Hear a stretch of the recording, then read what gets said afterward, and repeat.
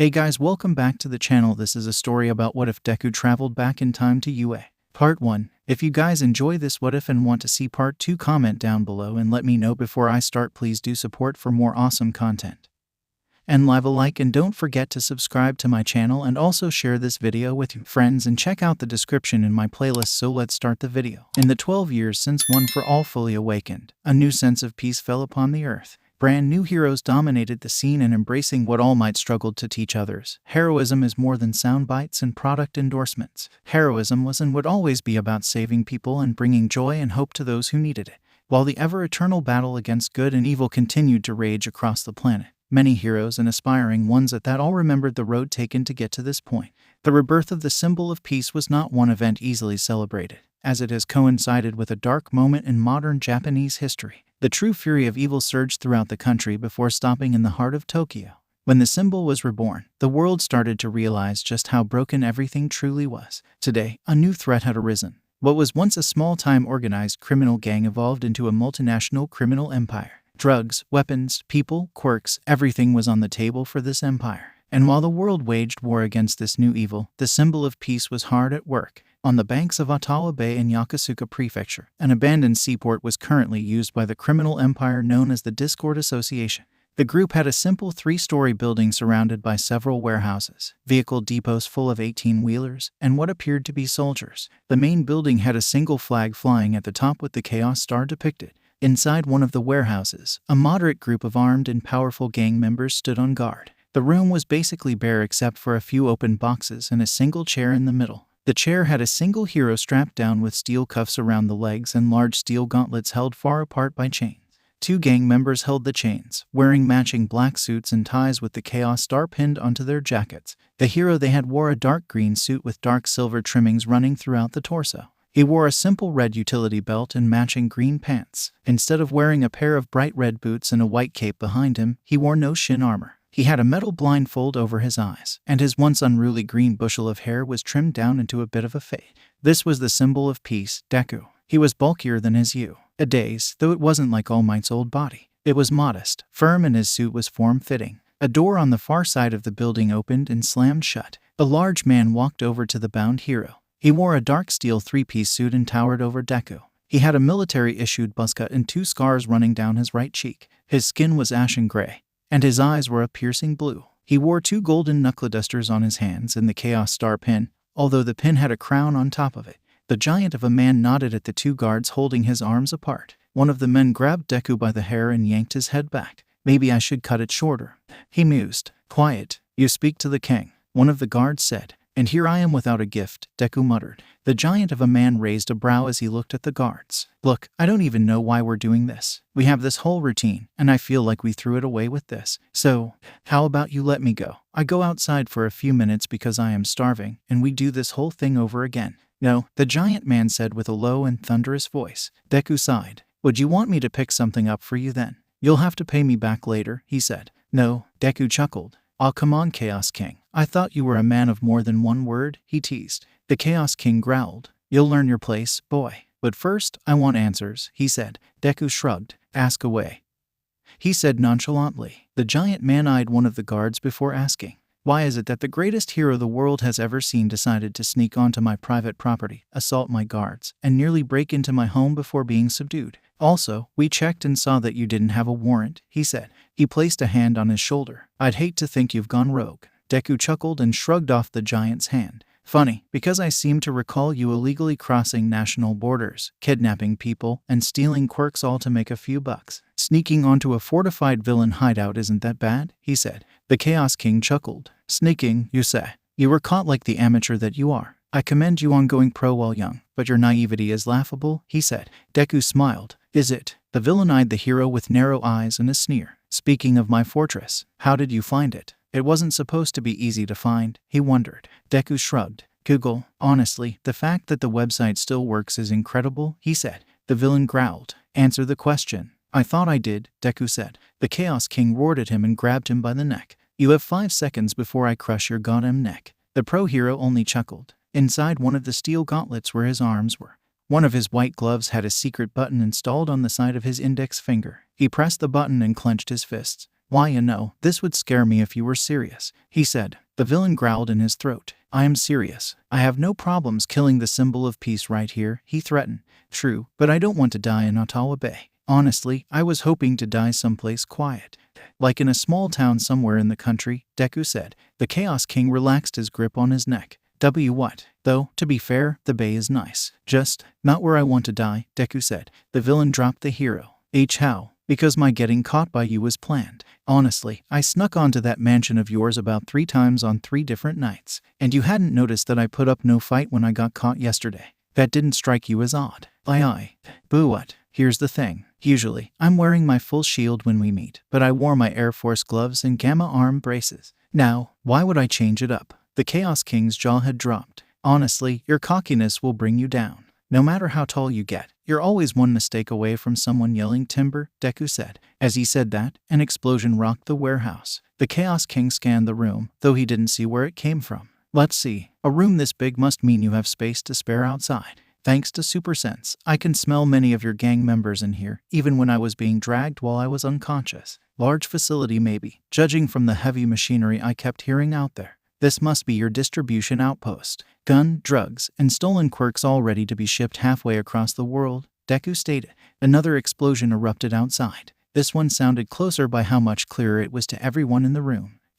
Sounds like a wall came down. I don't need an enhanced hearing power to know your heart rate just jumped, Your Majesty, Deku said. The Chaos King clenched his fists. How? Deku shrugged. It was a team effort, he simply said. At those words, the building's east wall exploded, and an angry die soon followed. Emerging from the black smoke and fire was the blonde demolitions expert known as 𝗧𝗵𝗲.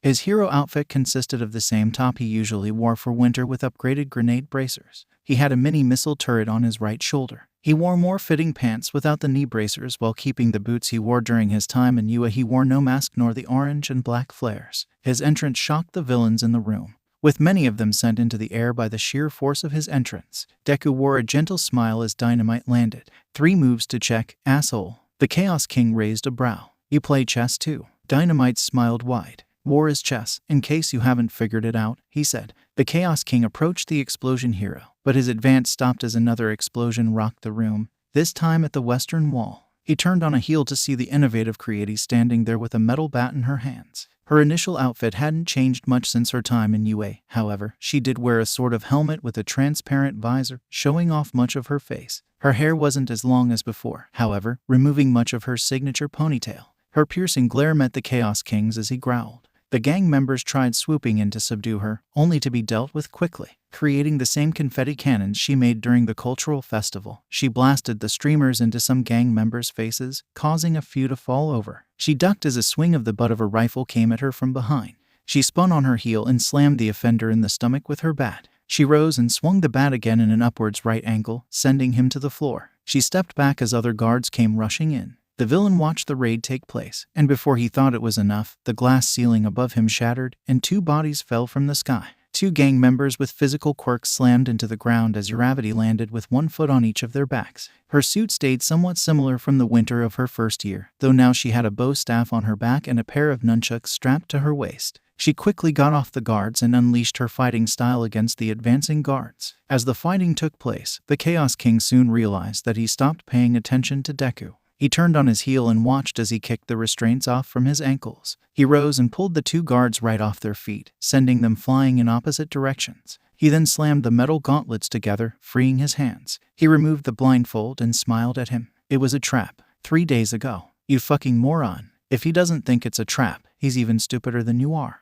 Bakugo bellowed. And yet it's better than posing as a delivery girl and picking up the supplies, Yaoyorozu remarked. It's doable. Izuku Midoriya, symbol of peace, pinched his nose at the argument before him. He and Yaoyorozu devised a little plan to sneak onto the Chaos King's compound to conflict with Bakugo's blast now and ask questions never planned. While the 2 argued over the plan's basics, he and Uraraka were sitting with Kyoka Gyro and Toru Hagakure. The 2 were visiting while in town on separate occasions. Midoriya asked Hagakure to come by for some help, and Gyro wanted to catch up with some friends. Of course, most of the time, Hagakure was in her hero uniform, which meant a few awkward collisions from time to time. Geez, he hasn't aged well, Gyro remarked. That's what happens when a case this big comes up, 𝐒𝐬𝐫 stated. He hasn't been home in a while, so, understandably, he's a bit cranky. I'll blast you back to the Stone Age, you damn 3D printer. Okay, that's rude. As the argument continued, 𝐒𝐩𝐢𝐳 turned to the green hero. How's everything at home? You guys set a date yet? She asked. Midoriya shook his head, still trying to find a catering agency. And as much as I love Sato's cakes, they're too heavy on sugar, he stated. I got a real suit, though. 𝐒𝐬𝐫 nodded. As much as I love the old brown with red shoes, they had to go. It's a big day, and you need to go beyond there. 𝐒𝐻𝐢 giggled while Gyro continued to watch the argument. What about you, guys? Midoriya asked. Well, we got a few more sessions in the studio to finish before we can drop a new album, but other than that, things are good, Gyro said. And I'm getting a haircut next week. 𝐻𝐻𝐢 noted. Midoriya stopped worrying about Bakugo blowing up their agency for a moment. Well, how? X-ray vision barber. I met him while on a job, and, well, that was awkward. But later, he offered to cut my hair if the need arose, and, well, it's risen, she stated. In a world filled with different quirks, I'm sort of surprised I never encountered an X-ray anybody. 𝐒𝐬𝐫 shook her head while keeping in her laughter. Were you in your hero uniform? 𝐻𝐻𝐢 was silent for a moment before answering. Yeah. He was very professional about it. And Ajiro was all right about it. 𝐒𝐬𝐫 asked. Well, this guy isn't exactly playing on the same team as most guys. Basically, it was more shock than embarrassment, she admitted. I gotta say it was pretty funny when she told me about it over the phone. I couldn't stop imagining that encounter all day and nearly ruined an entire recording session, Gyro said. She shook her head and kept from laughing as she thought about it some more. Midoriya smiled before his attention returned to the scene unfolding. Ieyasu had a metal bat in her hands, and Bakugo was about ready to level the building. The inheritor leaped from his seat and grabbed both of them. Knock it off, he boomed. 𝐒𝐬𝐫 shivered at his command. Both of you quit it. We're pros, not second years at you. Hey, now, Bakugo apologized for calling her a 3D print and overly busted 3D printer. The creation heroine corrected. Bakugo flinched at the words. Midoriya looked at him with a raised brow and a shrug. The hell? The explosive hero shrugged. Guys, seriously, we're a strike team, which usually means we work together to fight big-time villains. Can we at least pretend to get along until we take down the Chaos King? Midoriya asked. This is a stupid plan, and she knows it. There's no way he won't think it's a trap. Bakugo bellowed out. So you're quick to abandon the idea without hearing about any failsafe then? Honestly, how do you have a wife? Momo retorted. It beats being single, Miss Strikeout. Excuse me. Midoriya powered up one for all and stomped the ground, sending a shockwave that disrupted the two bickering heroes. Enough. We need a plan to keep the Chaos King from escaping to America. And blowing up the agency isn't a productive way of doing things. He boomed. Ieyasu smirked before Midoriya turned to her. And provoking him isn't a great way of having fun. I should know, he said. The everything heroine blushed as she looked away. Midoriya sighed as he powered down his quirk. Okay, I think we need a break. I'm going to explain to the officer standing outside that it was me that caused that earthquake. In the meantime, you guys head to the lounge to cool off or go on patrol. You guys need a break from each other, he said. He turned to the staircase on the far wall and ascended to the ground floor. All of the heroes stood around until 𝐻𝐻𝐢 shot straight up. I'm gonna go too. I need to swing by the store to pick up a few things, she said. Gyro waved the invisible hero off as she ascended the stairs. As she left, 𝐒𝐬𝐫 stared daggers at Bakugo and Ieyasu as she stood up. I know it's been a hard 3 years, but we're close. We have the perfect chance to capture this guy and be done with his Discord army bullshit, she said. 1 more week, and then we can disband the strike team. The two nodded. I'll go check on Deku before we close up for the night. I'll see you guys tomorrow. And then the gravity heroine ascended the stairs. Today, Deku leaped out of the way as the Chaos King smashed the chair he was sitting in. The inheritor quickly shifted his momentum to launch himself at the villain with incredible speed. The villain had no time to react as the symbol of peace snapped a roundhouse kick at him, landing in the crook of his neck. The villain staggered backward before launching an uppercut at the hero, barely missing the hero's chin. As he dodged, Midoriya fired a Delaware smash underneath the villain, sending him flying out one of the windows. Now clear of the villain, he punched 2 criminals as they tried charging at him. 𝐻𝐢𝐫, go to the transport system. Dynamite, cover her. Don't tell me what to do, Deku. Dynamite bellowed as he launched himself into the air in between 𝐻𝐢𝐫 and the villains trying to follow her. 𝐻𝐢𝐫 ascended the stairs leading into the office and kicked the door down. She swung her bat, dealing with the villains inside. Gravity, secure the building. Once you're done here, take the main office building. Got it. With the mission underway, Deku burst through the broken window he sent the Chaos King through and landed in the courtyard. He dropped in the middle of carnage as the area was littered with unconscious villains with either burn marks or serious bruises on exposed skin. He smiled as he rushed toward the villain in charge. The giant had already picked himself up and held a futuristic rifle. It was silver with a large barrel and several electrical conduits protruding from it. As soon as Deku was in sight, he fired what appeared to be an electric charge at the young hero. The hero dropped to the ground and immediately rose to fire a column of air at the king. The rifle flew through the air, forcing the Chaos King to close in for close combat. As the king swung, Deku effortlessly dodged as he backed up. Even as the symbol of peace, you dodge. What does that say about you? Well, to be fair, I was chained up for several hours, so I'm still a little tired, he responded. The Chaos King growled, trying to play smart.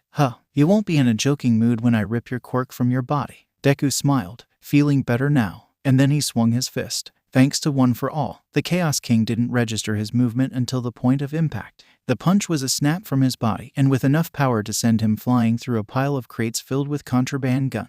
The symbol of peace grimaced as he chased after his opponent.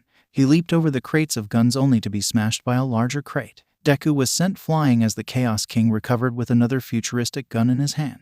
The symbol of peace performed a flip in the air and landed on his feet. Smiling at the attack, he charged at the villain. The Chaos King fired the weapon at him. Arcs of electricity were shot through the air and barely missed the hero as he sidestepped the energy. As it passed him, Deku felt the effects of his quirk falter. I hate these things, he muttered. The effect was temporary and wore off when the hero closed into the villain. He punched the gun, smashing it to pieces, and grabbed the villain's tie. Deku landed a solid punch on the villain while not putting his cap into it. The Chaos King faltered, opening him to a front kick to the stomach. Midoriya continued to move forward while throwing punches and kicks at the villain. One punch barely missed the villain, giving him a second to recover. He rose high and slammed both of his fists on the ground between them, sending a wave of energy at the hero and sending him back. The attack loosened some of the ground, giving the Chaos King access to some earthly ammunition. He picked up and threw a boulder at the hero, only to be smashed into pieces by a smash. The Chaos King continued to fire boulders at the hero. As Deku continued to dodge, he began to feel irritated by the growing sneer on his face. Gotta end this. The symbol of peace leaped to the side and out of the villain's line of sight for a minute. He immediately slid his shoes off as well as his gloves. Flipped just below his kneecaps and on each wrist were silver bands with a large S on the fronts. One for all. Full shield. The devices all glowed brightly. The bands under his kneecaps created a technological waterfall down his legs while also creating the same effect for his knees. On his arms, the forms of shiny metal gauntlets appeared. His legs turned into the same armor-like metal form as the arms. His boots were replaced with the same material with black soles underneath. The Chaos King looked stunned at the transformation. Deku stood proud with a light breeze carrying the cape on his back. Let's finish this, Chaos King, he boomed. The sound of thunder woke the villain from his trance. A storm was brewing. A perfect background for their final battle had made itself known. The Chaos King adjusted his knuckle dusters and wiped some of the blood that had formed on the corner of his mouth. Yes, let's finish this. They both charged at each other. Izuku Midoriya's stomach growled like a feral beast as he paid his respects before chowing down at his cutlet bowl. His action did cause a gentle chuckle from Ochako Uraraka as she watched her boyfriend eat. The duo, along with some of their classmates, were all eating their lunch in earnest. They had just come from their workout with 𝗧𝗵𝗲 and had earned their delicious reward from lunch rush. Eda was quietly eating his food as he watched his classmates' eager behavior. Midoriya, I know a balanced nutrition and replenishing energy is vital to being a hero, but you're scaring me, he said. The inheritor blushed as he swallowed the rice he still had in his mouth. Sorry, I'm starving. That class took a lot out of me, he admitted. A little further down the table, Yaoyorozu was listening in. Of course, but that kind of behavior is unsettling. Please restrain yourself, especially since you could choke on your food if you don't take it easy, the former class rep said. Yaoyorozu looked up from her food. To be fair, I'm usually like that as well with my quirk. And he's not wrong either, Ida, she said. The former class rep shrugged. I didn't see you use much of your quirk, Yaoyorozu. Is everything okay? She nodded. I've been trying to get another special move besides my lucky bag. But I can't seem to get the configuration right, she said. What do you have in mind, Yaomomo? Uraraka asked as she ate her chicken meal. Well, the everything hero set her utensils down. I had this dream, and don't laugh at me here, but this dream kinda had me with a portable cannon. Midoriya, Ida, and Uraraka all turned toward her with surprised expressions. A portable cannon? Ida asked. Well, yes. I mean, the possibilities are endless when I think about it. Some serious stopping power and not having to rely on finding a specific space to set up while on the battlefield. And I imagine that creating it will be easier than making a full cast iron cannon, she argued. That is true. I've seen you make that cannon of yours. Looks exhausting, Ida commented. Yaoyorozu nodded. As they continued eating, Uraraka made a sideways glance at the inheritor next to her. Ever since he fully awakened Float from All Might's old master, all Midoriya had been doing was either eating, sleeping, or just seemingly distracted. She had noticed that he would sometimes stare off into space during their lectures. On one occasion, he hovered just a little bit too, at the ire of Shinso behind him. His behavior with his lunch was proof of it. Maybe it's a side effect of his quirk. Like Yaoyorozu's. As they ate, the sound of helicopter blades interrupted the peace. They all looked outside to see a small helicopter flying toward the roof of the building. I've never seen anything get this close to the school before, Midoriya commented. Probably on its way to an event or something. Ida wondered. Still, it's weird that it's flying pretty low. The two shrugged and continued eating. As they ate, another student came up to their table with an empty tray in her hands. "Hi, Midoriya," she called out bashfully. Midoriya waved at her as she walked away. "You know her?" Uraraka asked. The inheritor shook his head. "Gotta say hi back, though, right? It is polite," Gyro commented a few seats over. Ida nodded. They continued eating when the same girl came back around. This time, she flashed a wicked smile at him while waving again. She stopped in place for a quick moment and kept her gaze at him before moving on again. As she disappeared back into the crowd, Midoriya eyed his two friends with a worried look on him. "Gee, that was weird," he commented. "And kinda creepy," Uraraka said. The inheritor nodded, and right before he could take another bite, a scream erupted. "She looks exactly like me. Who are you?" The crowds of students suddenly turned to the source of the voice. "She's got a knife. What the hell? She's melting."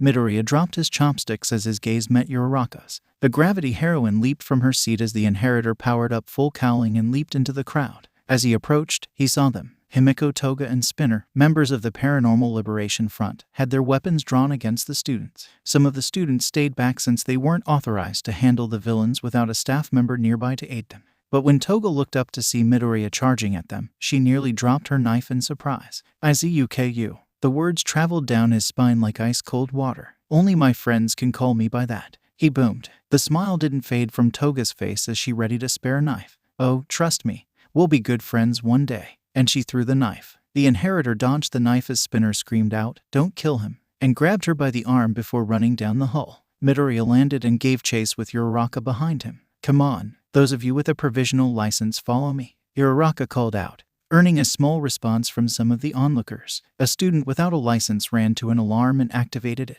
In the future, it was clear that a storm was approaching the area. If the thunder and the wind weren't enough, the remaining conscious criminals ran for safety as the symbol of peace waged war against the Chaos King. Despite being as tall and built as a mountain, the Chaos King moved with the agility of a rabbit against Deku. His punches, coupled with his knuckle dusters, tore through the ground where the hero leaped from. He blocked his shoot style at multiple angles while also dealing significant damage to the hero. Thanks to One for All, Deku was also as fast as the giant. He powered through the king's punches by using their power as momentum to counter his own attacks. One punch, in particular, was aimed at his cheek and sent him staggering backward. Using his own momentum, the symbol of peace turned right back around and countered. The Chaos King and Deku leaped away from each other. The symbol of peace was breathing heavily while the villain was simply readjusting his tie. I must say, I was sort of expecting more from you this time around," he taunted. "The ultimate power lies within you, and you still hold back like a child. Pathetic." The hero said nothing. He clenched his fists and charged back into the battle, meeting the Chaos King's raised guard with extreme resistance. If I didn't know any better, I'd say your heart isn't in this tonight," the villain said. Deku's eyes burned as he launched another punch. This time, a rising uppercut caught the villain's jaw as he was launched a few feet into the air before landing back onto the ground. "Trust me when I say this, I'd rather be doing a lot of things tonight. My little girl will be graduating from you soon, and she doesn't have her quirk." The Chaos King laughed as he picked himself up. "You know, I hate you for a lot of things, like wrecking my supply depots and terrifying my allies into submission, but I applauded you when I learned it was you that rescued Little Eri." Deku smiled. "I wasn't the only one." The villain returned the smile before they exchanged punches again. "I must commend you, though. You took down the Paranormal Liberation Front, unhinged terror groups around the world, and you've managed to force me into a full fight for the first time since Crisis. Trust me, kid, you should quit while you're ahead," the villain said. Deku effortlessly dodged his many strikes. "These aren't achievements I'm proud of. The PLF changed Japan indefinitely, giving you the chance to take power. Terror groups being trampled on is good, but only until a new group rises. And you, it's been 5 years. And I couldn't get close to you like before," he said. He raised a block against a particular strike and swiped at an incoming jab before quickly countering with a snapping cross. The strike forced the villain to stagger backward, clutching his nose as he faced his enemy. The Chaos King growled as he lunged forward. "You're bold, and you're fun to hit. Funny how we complete each other when we are locked in combat. Deku fired back. The giant cracked a small smile as he fired a single strike at the symbol of peace as he fired his. The power from both of their attacks sent them flying in separate directions. Deku stopped in midair and landed on his feet before blasted off at his enemy. The Chaos King did the same. The two enemies held their fists up high as they charged at each other. When the alarms sounded throughout the school, the pro heroes on site all converged on the lunch hall. When 𝗵𝗲 told them that Midoriya and Uraraka were chasing the villains, well, they feared exactly what had happened several months prior, an accidental dimensional jump. Passing through the small garden in the middle of the second level, Toga and Spinner shot daggers at some of the students who were on their tails. With Midoriya right behind them, Toga kept missing while being captivated by his presence. Spinner shoved two students to the ground as they both leaped up and latched onto a rope dropped from the helicopter hovering above them. Inside, Mr. Compress was waiting with two other grunts from the P.L.F. The magician-like villain was at the controls while one of the grunts was hanging out of the open door with the rope's other end in his hands. "Let's get going. Boss wanted us in an hour ago." Toga rolled her eyes as she climbed the rope. "Don't even think about sneaking a peek, Spinner. Trust me, you're not my type. Pink, pudgy, and annoying isn't my cup of tea," was his response. Midoriya and a few other students arrived at the base of the rope. "Let's go." He climbed the rope while another latched onto the wall and climbed much like a spider. The spider student reached the two villains first. A third-year student on the cusp of graduation launched a web from her mouth in an attempt to catch Toga, but instead grabbed a knife that Spinner threw to intercept it. The student caught the knife and webbed it onto the window before reaching for the lizard-type villain. The villain responded with a slash at her arm, drawing a significant amount of blood. Her scream was not ignored as Midoriya's focus was focused on his classmate. She tried grabbing the building with her injured arm, but the pain shot through her arm, causing her to lose focus on the task. She slipped down the building before she was knocked back and fell. The inheritor's reaction was instant. He yanked himself up the rope and reached out to catch the student bridal style. Without his grasp on the rope, the two plummeted to the ground, and right before they hit the ground, Midoriya felt a cushion of air from underneath him. He hovered for a moment before settling down. While another student tried to climb the rope, Midoriya carried the spider-like student to an empty bench. The girl was clutching her arm with blood seeping through it. "Damn it all. He got me good," she cursed. "Are you all right? I mean, it didn't go too deep, did it?" Midoriya asked. She shook her head. "Just a reactionary slash." "Damn bastard." Ieyasu and Snipe both ran into the garden along with Recovery Girl. "Midoriya," the everything hero called out. "What happened?" "She got slashed." Midoriya responded. "Can you make some medical supplies?" Ieyasu came over and inspected the wound along with Recovery Girl. That's a lot of blood. Make some bandages and alcohol if you can. The knife could be dirty, so we cannot risk infection," the school nurse ordered. "We'll take her to my office so Abigail can administer healing." "Yes, ma'am." Midoriya looked up to see the two villains almost at the roof. Snipe had his pistol ready to fire, but the appearance of a student climbing the rope kept him from firing. "Damn it, I don't want to fire with that kid there," he muttered. Snipe eyed Midoriya. "You, get up there with that other one. I'll bring the rest to the roof through the staircases." "Yes, sir." Midoriya powered up full cowl and leaped into the air. While he didn't get close to the villains, he did make some headway up the rope and climbed the rest of the way. Spinner slashed at the other student, causing him to splat on the window to avoid it. Once he did, Midoriya continued to race up the rope. The lizard villain cursed at him while silently admiring his determination. He slashed at the rope while also yelling at the remaining villains in the helicopter. "Get us out of here." The two grunts grabbed the rope and began to pull them up. Midoriya latched onto a windowsill while the remaining bits of rope fell to the earth below. He opened the window, helped his upperclassmen inside, and raced up the stairs toward the roof. He passed by several confused students and business teachers as he ran with full cowl active. He burst through the roof access door just as Toga and Spinner were climbing into the helicopter. Once inside, he could make out Toga and Spinner peering over and waving at him. Damn it! With the copter escaping, Midoriya had one idea in him.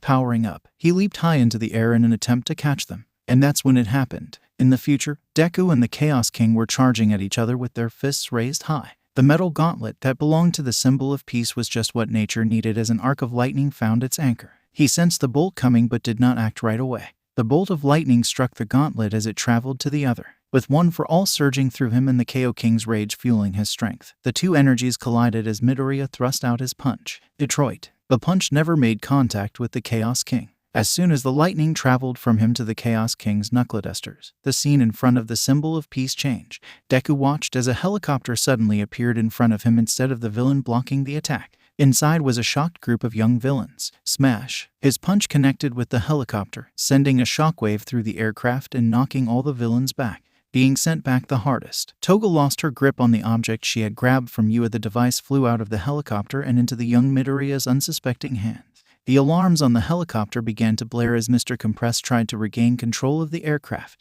The other villains were hanging on for dear life as the craft spiraled away from the school and toward the sea. The shockwave from the smash also negatively impacted the young Midoriya. While he did catch the hard drive, he was also knocked back and sent back to UA. As he plummeted, his scream of terror alerted his older self. Moving fast, Deku quickly blasted off with his power toward his younger self. The elder caught the young Midoriya and continued his course toward the roof of the building where several teachers and students were assembling.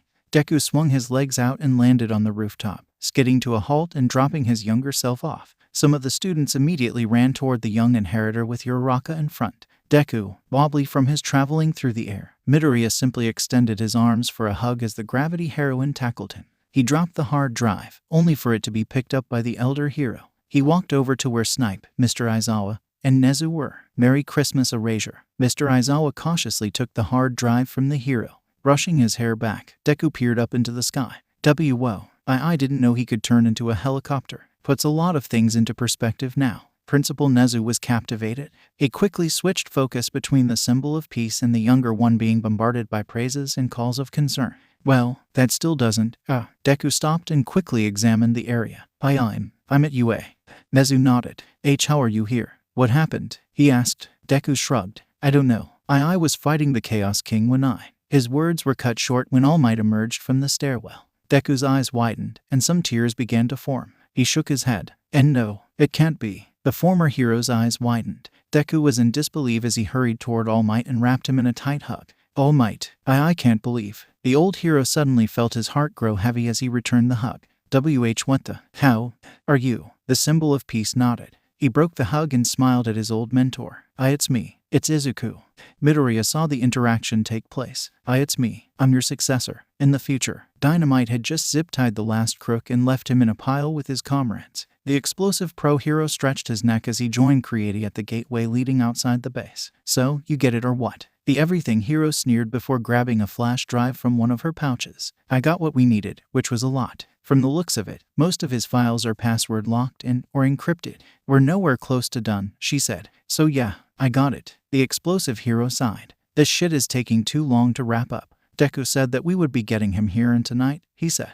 Yes, and while I'm sure that you have a loving wife waiting for you at home, I have to get ready for another commercial, Creati said. I thought you said you were done with that modeling shit. She shrugged. Unfortunately, I need to keep busy. Otherwise, I'm standing around the agency while doing nothing, she complained. Unlike you, I am constrained about how I patrol and fight. Dynamite laughed. And don't you forget who's the best. Creati rolled her eyes and turned away. After a moment of her teammates' laughter continuing to echo, she smiled and faced him. So that's Midoriya, right? The explosive hero's laughter quickly died down. His demeanor changed dramatically as he stared daggers at her while raising his hand. Say that again. She smiled. Gladly. Before she could, Uravity came jogging up to them with a small, black book in her hands. Hey guys, I just finished checking the perimeter. There's no one else left, and all the Q-series rifles are still in their designated crates, she said. The everything hero turned her attention away from Dynamite. Oh, that's great. They must have panicked and forgot to use them, Creati said. The explosive hero rolled his eyes. Good. The last thing I want is to fucking puke up my quirk, he said.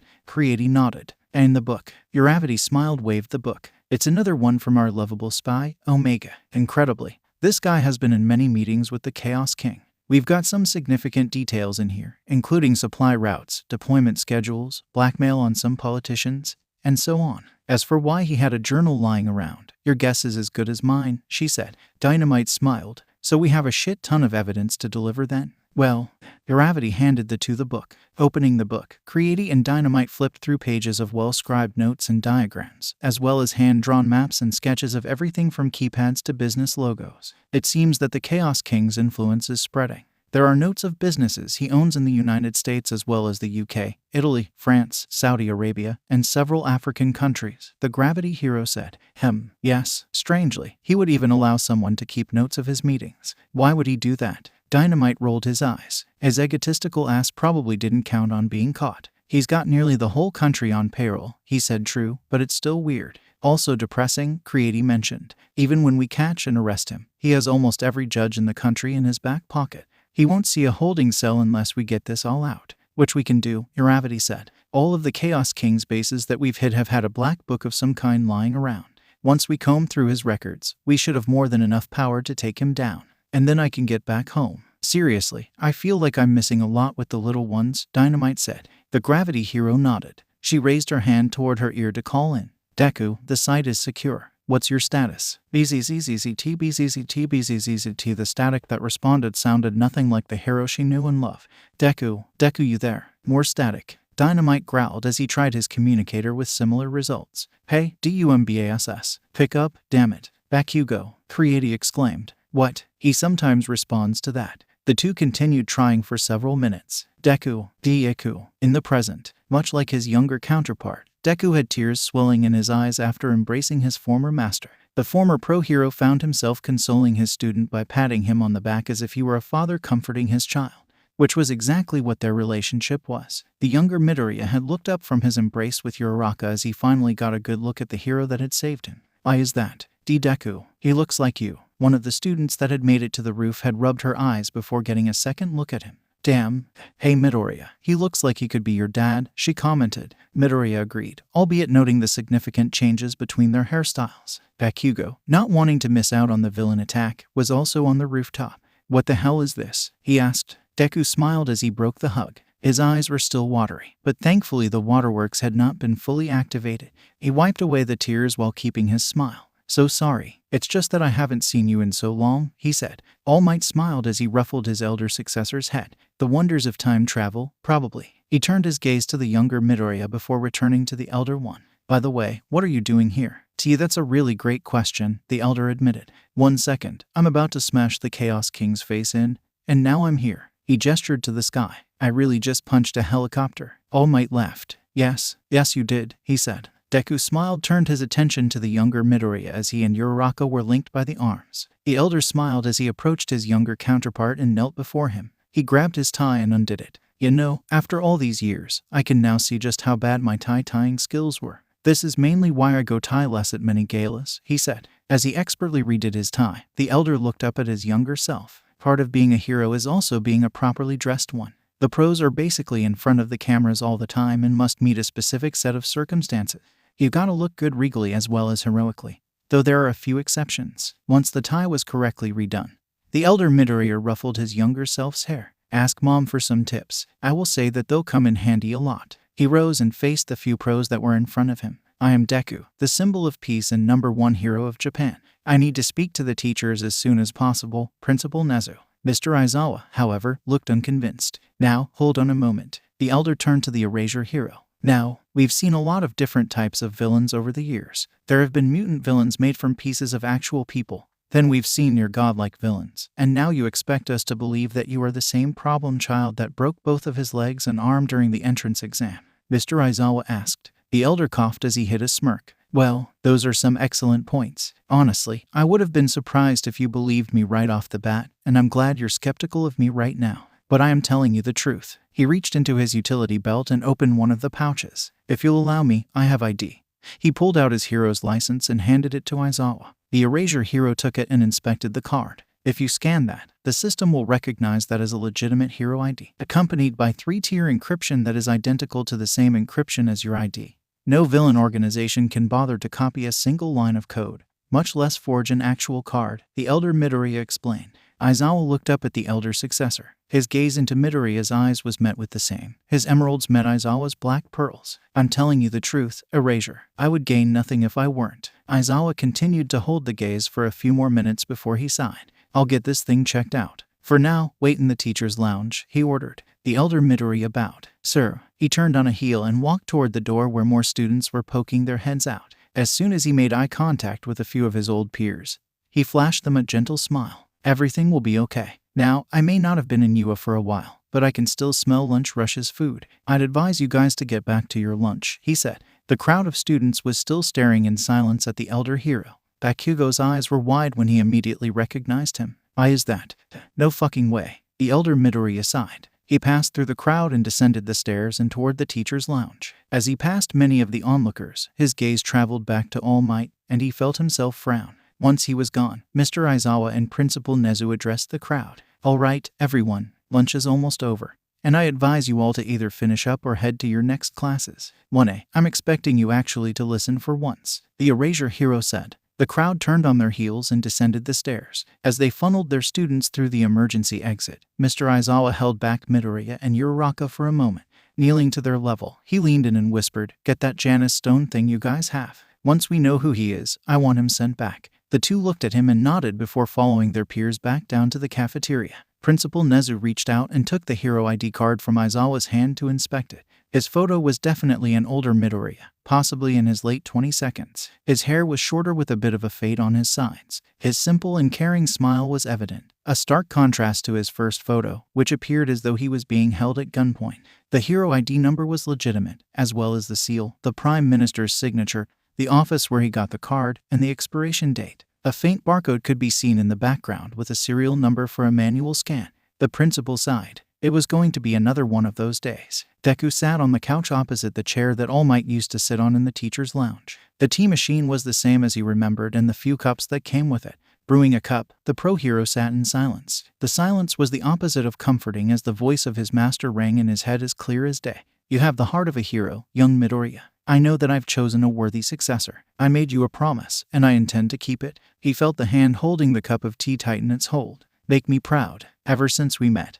That's all you've been doing. You have no intention to stop surprising me, eh? Trust your gut as well as your heart. Be the hero I know you are. Be the hero they need you to be." And then, as tears started to form in his eyes, "My boy.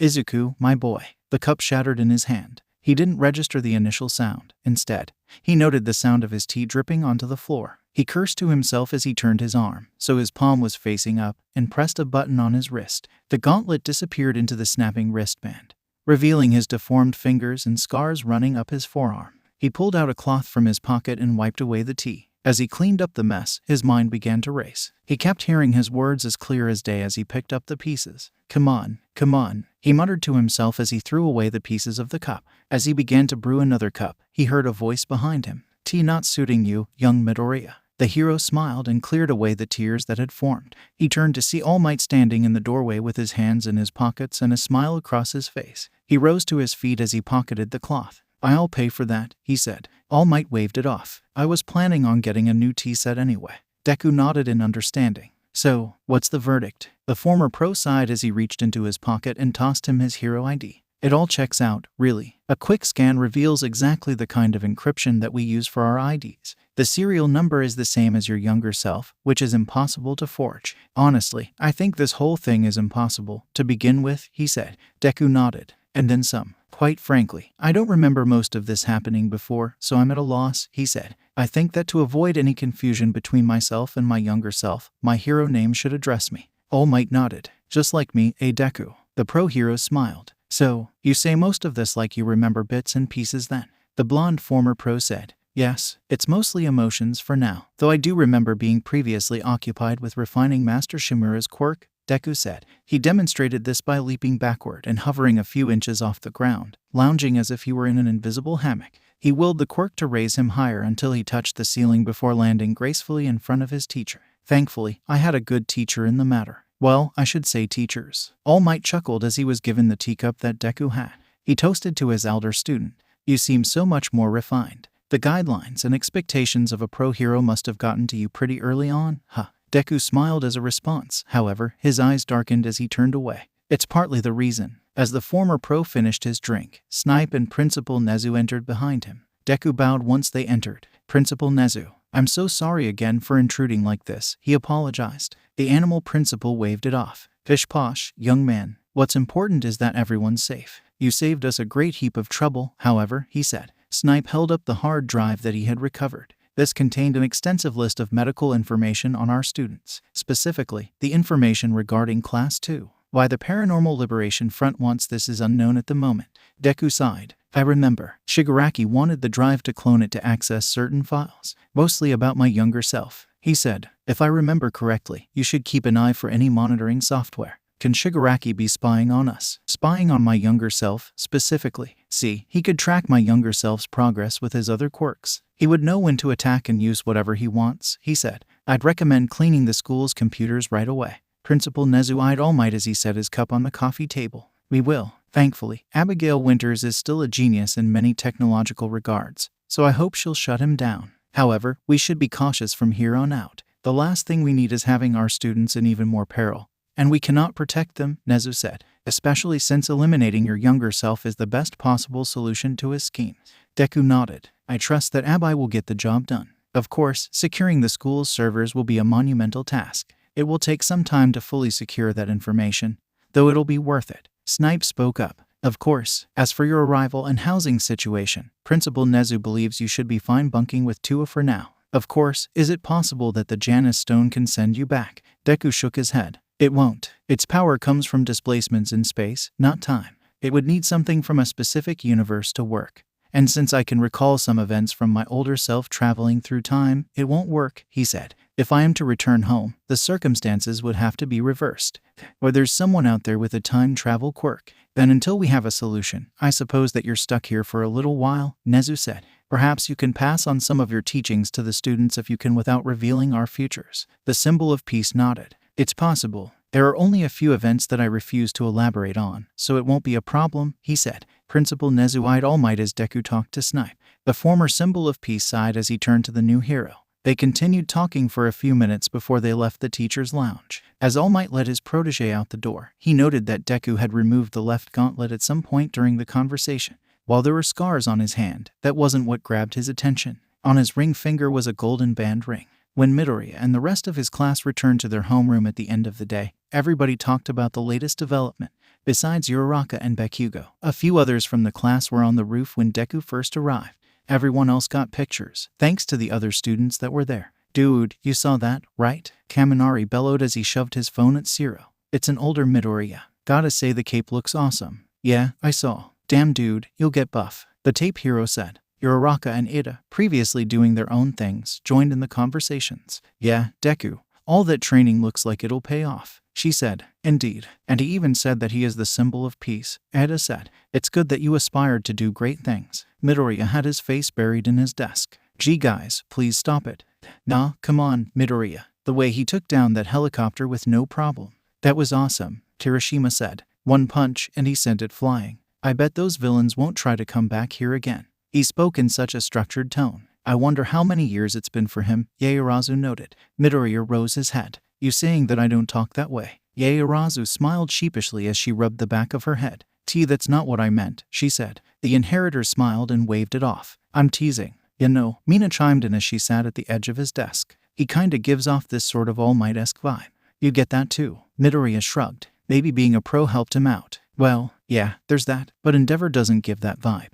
And he's been a pro for a long time, she said. I mean, he's big, but not, big. You get that. The acid-throwing hero wondered. Hey Uraraka, I bet you have to ward off fangirls in the future. Har har, the gravity hero said. Maybe he's a speed-type hero like Ida. Takoyami wondered. Ida smiled. It would be interesting to see that. With your quirk, you've definitely shown that you're pretty fast. Midoriya, he wondered out loud. Of course, who would be faster? Uraraka smiled, knowing just how little her boyfriend put into their jogging. Ooh, I wonder how he is with that black whip technique. She chimed in. Gyro looked mildly interesting. Good point. Hey Midoriya, you think he can do a better job than where you're at? Well, it would make sense if he's better at it. It hasn't been close to a year yet for me since I first developed it, and he had years. I'd imagine he thought of some new ways to use that technique in battle. He wondered. Meanwhile, Bakugo was fuming in front of him. He tried covering his ears to their conversation to no avail. The last thing he wanted to do was chime in and talk about the future Midoriya. But even more, he was fuming over what he said. A future symbol of peace. Bullshit. I am going to be the #1 hero in the world. I'll definitely beat Deku. Look like your new gloves. What, did he outgrow them? Todoroki wondered. Probably. I mean, those new gauntlets look amazing. Those boots too. I'm missing the red ones though since they're what makes you. Well, Uraraka said. Midoriya nodded. They kinda remind me of the full gauntlet that Melissa gave me. He noted. Definitely looks like an upgrade. Uraraka smiled. To think, how many years later and you look so good as a hero. The cape isn't something I'd expect you to wear, Midoriya, Yaoyorozu noted. Unless there is a specific function to them. Well yeah, you see the old world comic books Yaoyorozu. All the great heroes wear capes. It made them look manly as hell, Kirishima said. Even some of the ladies wore them. Sue and Mina both turned toward the hardening hero. So, we're destined to be mediocre heroes because we don't wear capes? Mina asked. Kirishima looked at them and realized what they asked, prompting Bakugo to snicker at his desk. And no, I didn't mean that. I am just saying that. Tsu smiled at Mina as she turned to her froggy friend and winked. Sato doesn't wear a cape, and his cakes make him a true hero. Especially when we have cravings, the acid hero said. I can wear an apron and turn it backward, the baking hero noted. And Bakugo doesn't wear a cape. He already wasn't going to be a great hero with his attitude, but now that's a double whammy, Tsu said as she gestured to the explosive boy. The blonde turned to her with a cold glare. Watch it, frog. See what I mean? Some of the class laughed as Kirishima tried to explain himself. He turned to the explosive boy who was trying to hide the obvious smirk on his lips. Bro, little help. Fuck no, you're on your own. He started laughing as some of the girls closed in on the hardening hero. As they continued to converse among themselves, Deku, Snipe, and Principal Nezu were making their way toward the doors to the classroom. Had them set up some things a while ago, so you should be properly moved in by the time you guys wrap things up here, Nezu explained as he sat on Deku's shoulder. The pro hero beamed at him. Thank you, Principal Nezu. And thank you again, Snipe, for letting me stay with you guys in the meantime, he said. You're welcome, Deku. Honestly, I don't think there would have been a better way of addressing that problem other than having you here at the school, the cowboy hero noted. We can't have you staying in some hotel or something. And I appreciate that so much. I must admit, for a moment, I thought I was going to repeat Egypt all over again, Deku said. Snipe looked over at him. Egypt? What happened there? I had a nasty case there a few years back. Some growing terror cell had interrupted the Olympics, and we traced them to the country. I worked a joint opus with a few heroes in the region to take them down, he said. Had to sleep on the floor of some camp near Gaza. Nezu turned to Snipe. Joint ops are difficult, huh? The cowboy hero wondered. Deku smiled. Oh yeah, it was. Besides the obviously armed terrorists trying to kill me, I had to handle some Namu they had in the base. I know I went on a few ops with you, Snipe, and those were easier by comparison, he noted. But I saw more of the damage in my bank account. Yeah, too bad joint ops aren't all expense-paid assignments, Snipe said. Nezu smiled. So, moving on from the topic, I'd like to address another. As you are aware, next week is the final exam for the students, and the written exam is mandatory regardless of grade level.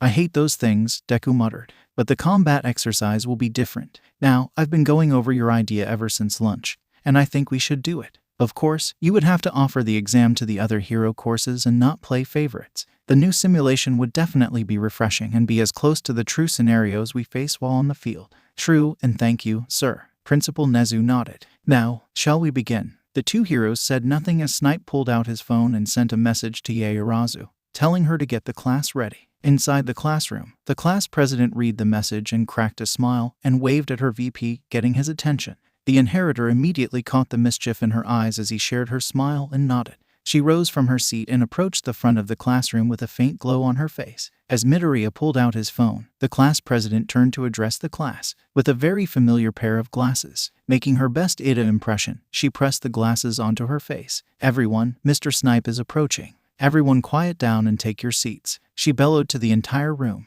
She even started chopping the air as she spoke. Everyone stopped what they were doing and talking about to look at the everything hero. Stunned silence filled the room before the not-so-subtle sound of Uraraka holding in a laugh appeared. Her face was turning red, and she started slamming her desk as Ada's face was one of stunned admiration. Midoriya was fighting a losing fight as he started laughing as he shut off the recording. Soon, the entire class joined him in laughter. A smile formed on Yaoyorozu's lips as she removed the glasses and placed them on the desk before returning to her seat. Gyro was in tears as she fist-bumped her best friend. The class president also got a few high fives from Hagakure, Mina, Sato, and even Ada, who had to remove his own glasses as he wore the biggest smile on his face. As they started to quiet down, Uraraka shot her boyfriend a glance and motioned to her phone. Midoriya checked it to read the message. Send me that 𝐴𝑠𝑎𝑝𝑥𝑡.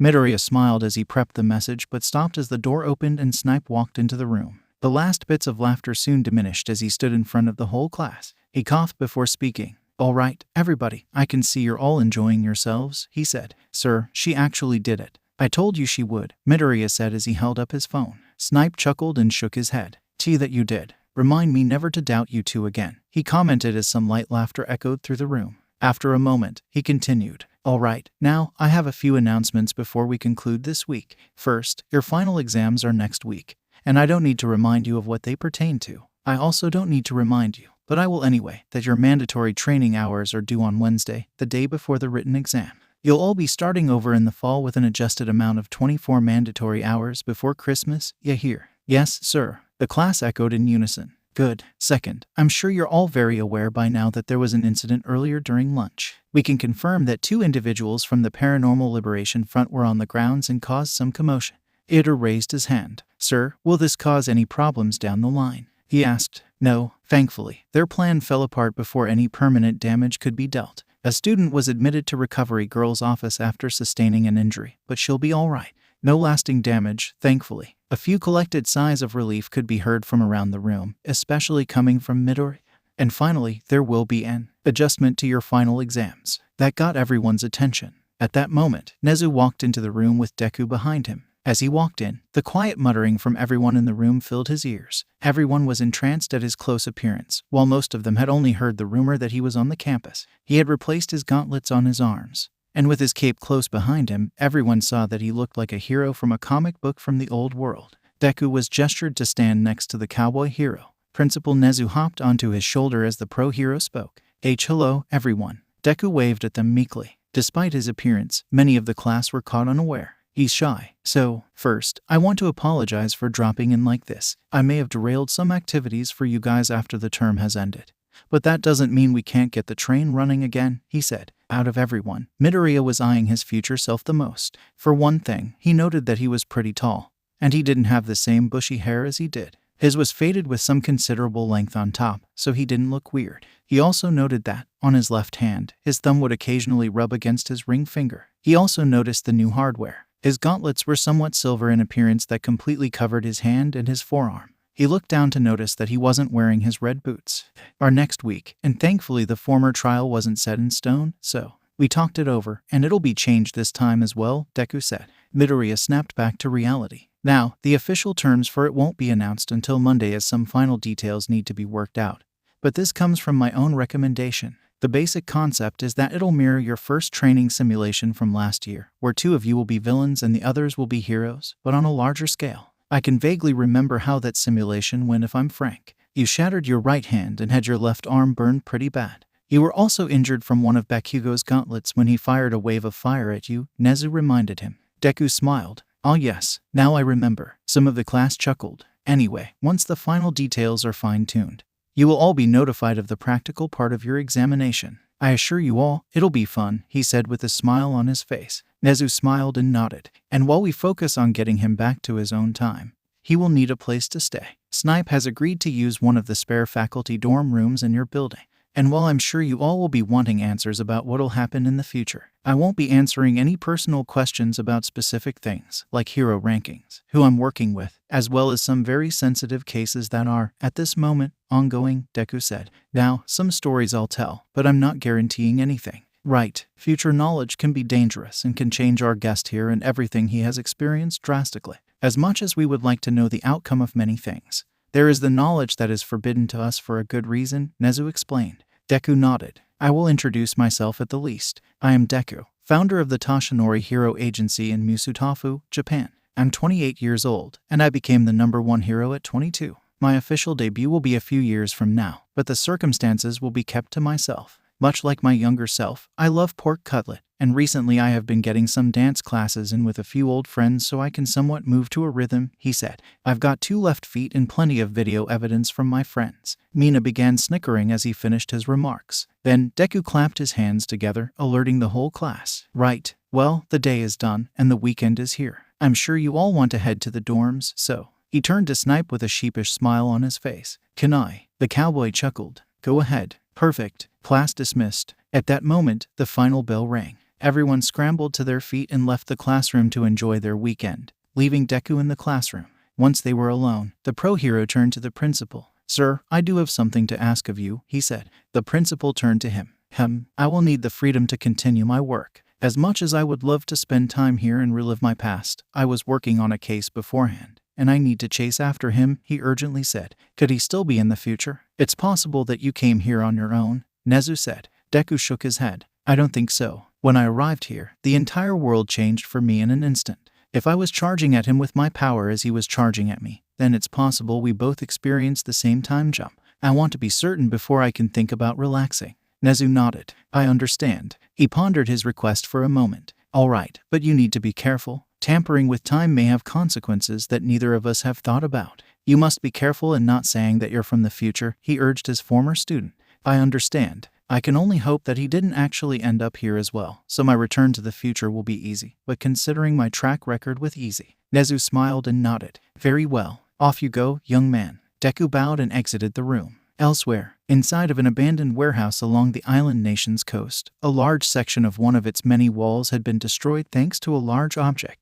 The object, out of nowhere, blasted through the outer wall and into an 18-wheeler truck. The object burst through the vehicle and burst into another before resting inside. The object wore a nearly destroyed three-piece suit and golden knuckle dusters. Despite his sudden appearance and eventual resting place, there wasn't a single scratch anywhere on his body. The Chaos King groaned as he rolled over and picked himself up. Once he was on his feet and climbed out of the trailer, the villain rose and cursed himself. He looked around and found himself staring at the dry docks leading to the Pacific Ocean. He turned back toward the mainland and scanned the port. There were a few tall buildings, mostly abandoned based on the shattered windows and the graffiti. Abandoned shipping containers littered the port, as well as some heavy machinery. An abandoned container ship was docked at the port with faded paint, and several containers blasted open. He turned back toward the ocean and took a deep breath. The potent smell of salt water filled his nostrils. He shut his eyes, taking in the feel of the breeze brushing past him. He let his mind wander with the events that preceded the raid against his compound. Images of his warehouse and his soldiers being taken down by Ground Zero filled his mind before settling on one face. The face of Izuku Midoriya. He clenched his fists and turned away from the calming ocean. He stormed off of the port, frustrated at his predicament. As night fell on the world, the few members of the Paranormal Liberation Front managed to land just outside the city limits safely. Besides feeling shaken up at the sudden arrival of a hero, they were all also feeling dread. The mission had gone horribly wrong in just a moment. Not only had they been tagged by a student, but their primary target had given chase to them and nearly had, and they would have gotten away had that hero arrived. As Spinner held the joystick that piloted the helicopter, Mr. 𝗵𝐵 sighed as he kicked away some of the scrap metal. Well, gents, that just happened, he said. Toga sighed as she stared into her empty hands. I had it. I had everything about Izuku. Spinner was pacing in front of her. We can't go back empty-handed. Shigaraki will definitely kill us this time. He panicked. He wouldn't. Mr. 𝗵𝐵 coughed. Toga, perhaps we should if that crazy hero hadn't jumped in out of nowhere and punched the drive out of my hands. We wouldn't be here right now. We wouldn't be down a hard drive, a helicopter, and 2 of our followers are currently either caught by heroes or dead. She bellowed out. Spinner eyed the helicopter. It would have been better if we had a teleport quirk with us, or perhaps a critical member of the operation with a focused mind. Toga, you got distracted by that Midoriya kid again, didn't you? She looked up at them. I still got the job done, didn't I? Besides, you were no help. Bullshit. I kept those wannabe heroes at bay while you fucked around, waving at the kid. Oh, don't get high and mighty with me, Toga bellowed, rising to her feet. You admire him just as much. You let him go during the summer camp raid last year simply because Stain made a mistake. He didn't make a mistake. Spinner defended his idol. Stain himself declared Izuku Midoriya and All Might as true heroes. They are the very people he respected above all else. To kill him then would have condemned the world to zero progress. Toga raised a brow. Damn, you love him more than me. Spinner's face burned bright. And no, I don't. Oh, you do? Well. She smiled. Spinner growled. Still, your bumbling cost us everything. I knew we should have left you back at the base. Is that so? Can you shapeshift into another person and work your way through an encrypted security system? No? Then shut the hell up, she muttered while continuing to stare at her hands. You didn't decrypt the system, stupid. You plugged in a flash drive that malware made and pressed the go button, the lizard said. It is in the movies, Toga quipped. At that, Mr. 𝗵𝐵 intervened. Ladies, gentlemen, I don't mean to sound brash, but I'll do it anyway. But there is a good chance that some hero is going to find us and take us to prison, so I'd suggest we slip out of here as soon as possible, he said, urgently. Toga sighed deeply as she picked herself up and brushed the gravel off of her skirt. As the trio grouped, Mr. 𝗵𝐵 touched them both on the head and activated his quirk. With 2 little blue balls in his hand, the villain pocketed them and removed his villain garb to don a set of civilian clothes. The clothes were modeled after a beggar's rags, so he could slip in and out of the city without anyone being the wiser. Now dressed, the villain passed by the helicopter and gave it one last look. The vessel was in shambles with broken glass and an assortment of metal all over the place. His eyes gravitated to the nose of the chopper, and they widened. Embedded on the nose was an impression of a fist, and it looked like it was deep in there. On a whim, the villain brought his own fist and pressed it into the impression. Seeing that the impression was bigger only revealed that it was horrible and lucky that they survived. Shit, did All Might hit us or something? He asked himself. He shook his head. No time for questions as they had to report on the mission soon. The villain scanned his surroundings and fled from the scene of the crash. He ran out of the lot and hid just as a few police vehicles drove by as well as a bouncing hero.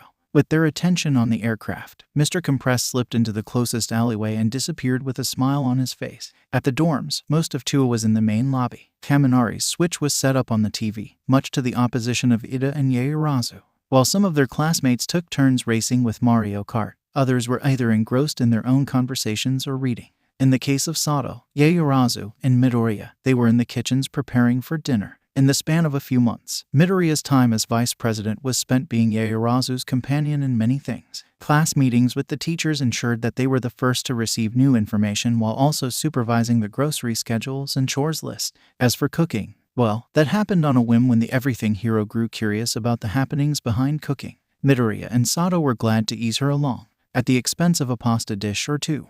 As Sato put the side dishes in the oven while the stove was lit with bright blue flames, Midoriya sighed as he leaned against the counter. New recipe, eh? He asked the baking hero. Oh yeah, I grabbed it from my cousin, who was visiting America in the spring. They really like their carbs, he said. Should be good fuel for your quirk, 𝐒𝐴razū. Oh yes, and with some modifications to my new technique, I should be able to have plenty of spare lipids for the future, she beamed. She turned to her VP and did a bow. Thank you again for helping me out with it, although I assume that you benefited from those tests as well, she asked with a smile on her face. Midoriya chuckled. Well, it's mostly to help you out. I'll admit that using your quirk like that was a small thought when I first saw it in action. But you've come so far in such a short amount of time, he said. It still looks heavy, though. Indeed, but I hope to implement some lighter metal panels while also cutting down on the more unnecessary bits, she said. But don't you have another training session tomorrow? Yeah, Kirishima and I are going to be working on his Unbreakable. My punches against his form should be interesting, he said. Uraraka and Ashido are already going to be joining us if you want to stop by. 𝐒𝐴razū smiled as she briefly looked up. Uraraka, recently outed at Midoriya's girlfriend, was sneaking up on the inheritor with a mischievous look on her face. She continued the conversation without alerting him. You and Sato haven't done anything yet, have you? Nah, there's no time, really, he said after glancing over and seeing the gravity hero getting closer. I'd love to, though, since we can see which of us has more force to our punches. Well, that's easy, especially with your very prominent muscles and taller physique. You have more mass to your advantage. And I'm sure you've been working out a lot more than I have, Midoriya said. Plus, you're pretty fast with your punches, which definitely adds to your strength factor. At that moment, Uraraka leaped outward and grabbed onto Midoriya by his shoulders. She had just cancelled her weight and used the counter to propel herself onto her boyfriend's back. Gotcha, 𝐻𝗧𝗍𝐴. Midoriya screamed as he leaped forward with Uraraka still on his back. Sato and 𝐒𝐴razū burst into laughter as the inheritor quickly realized who was on his back. Once he reached behind him and found her legs inching closer to him, a wicked smile crept onto his face. He grabbed her legs and gripped them tight against his body, and turned on a heel with full cowling activated. Before Uraraka could realize what happened, she was already blasted off toward the door and on the back of her boyfriend. Slipping through the door, Midoriya leaped down the steps and sped off toward the other buildings. With the gravity hero still clinging onto his back, he poured as much of One for All as he could into his legs and took her for a ride. Some of his classmates rushed to the door once they saw him leave to watch the spectacle unfold. They watched and laughed as Midoriya had turned a complete 180 and sped in front of the dorm. Everybody heard Uraraka as she screamed out, I see you, 𝐒𝐴𝐢𝐳. Mina snickered as she jabbed at Gyro's side. Oh boy, she used his first name. She was grinning madly. Gyro smiled. He's gonna get it later. Be sure to put your headphones on just in case he makes it up to her, Mina teased. The punk rock hero groaned as she face-palmed. Unfortunately, Ida had heard her comment and realized what she meant.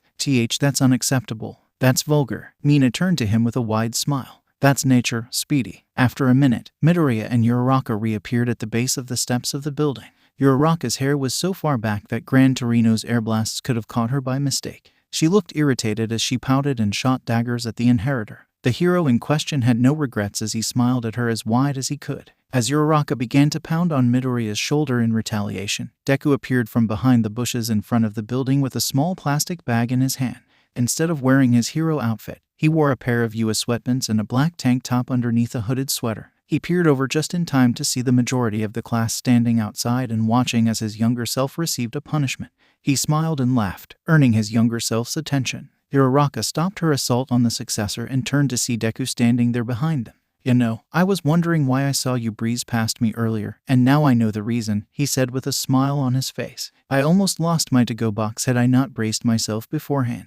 Some of the students all approached the couple. "Well, man, looking good," Kirishima noted. "Yeah, and out of costume too. What gives?" Sato wondered. Deku smiled. "Well, since my uniform is similar to my costume gamma, I figured it wouldn't have been a good idea to be walking around in that one," he said. 12 years later, and the design still sticks. Midoriya understood his reasoning since he was the first to see the suit. Besides the gauntlets and boots, relatively little changed between his suit and his future self. "And the cape," he wondered out loud. "Well," Deku said, "Mirio insisted that I wear one. He said it gives off the aura of a hero. I couldn't say no since Eri thought so too." He said this with a smile, causing Midoriya to smile as well. "Anyway, I'm getting a bit hungry, so why not we all go inside and eat, eh?" "A collection of yens and I'm starving," met Deku as they all walked inside. Once everyone was crowding the dining area, the symbol of peace was about to take the elevator to his room when he noticed that the television was still on.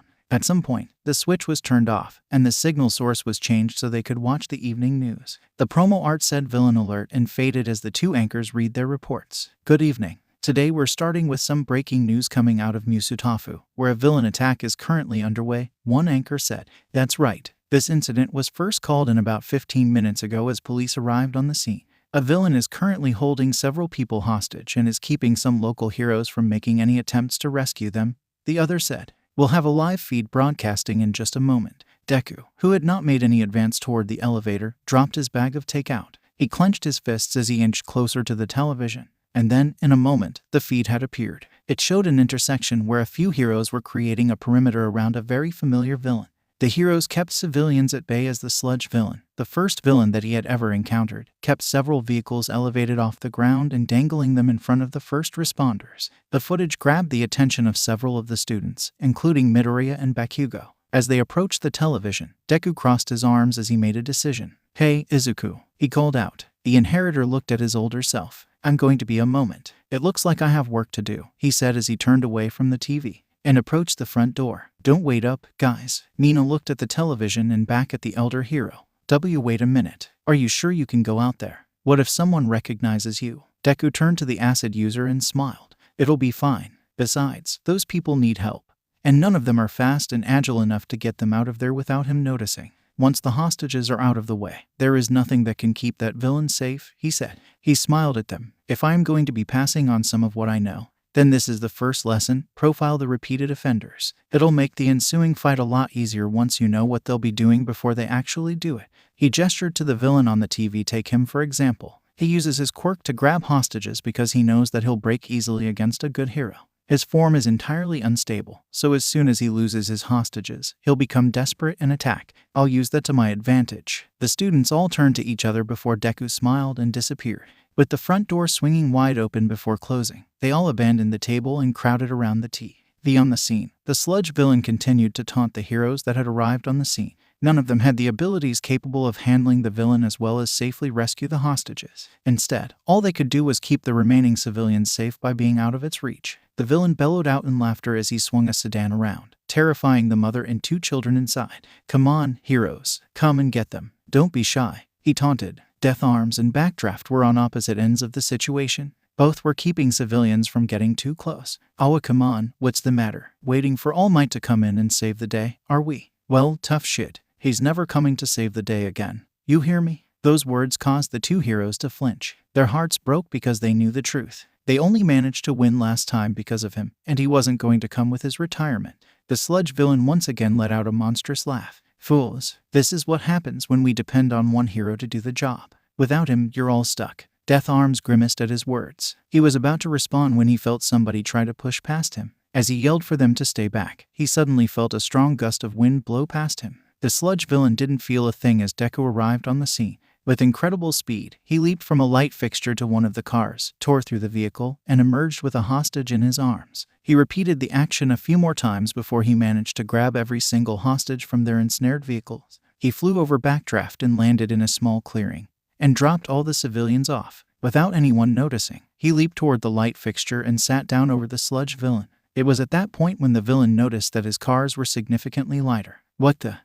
Holding these people up like this isn't what I'd call a healthy call for attention, Deku called out. Backdraft, Death Arms, and every single civilian in attendance all looked over to where Deku was. He waved at the people with only an innocent smile on his face. Some of these people have lives to get back to.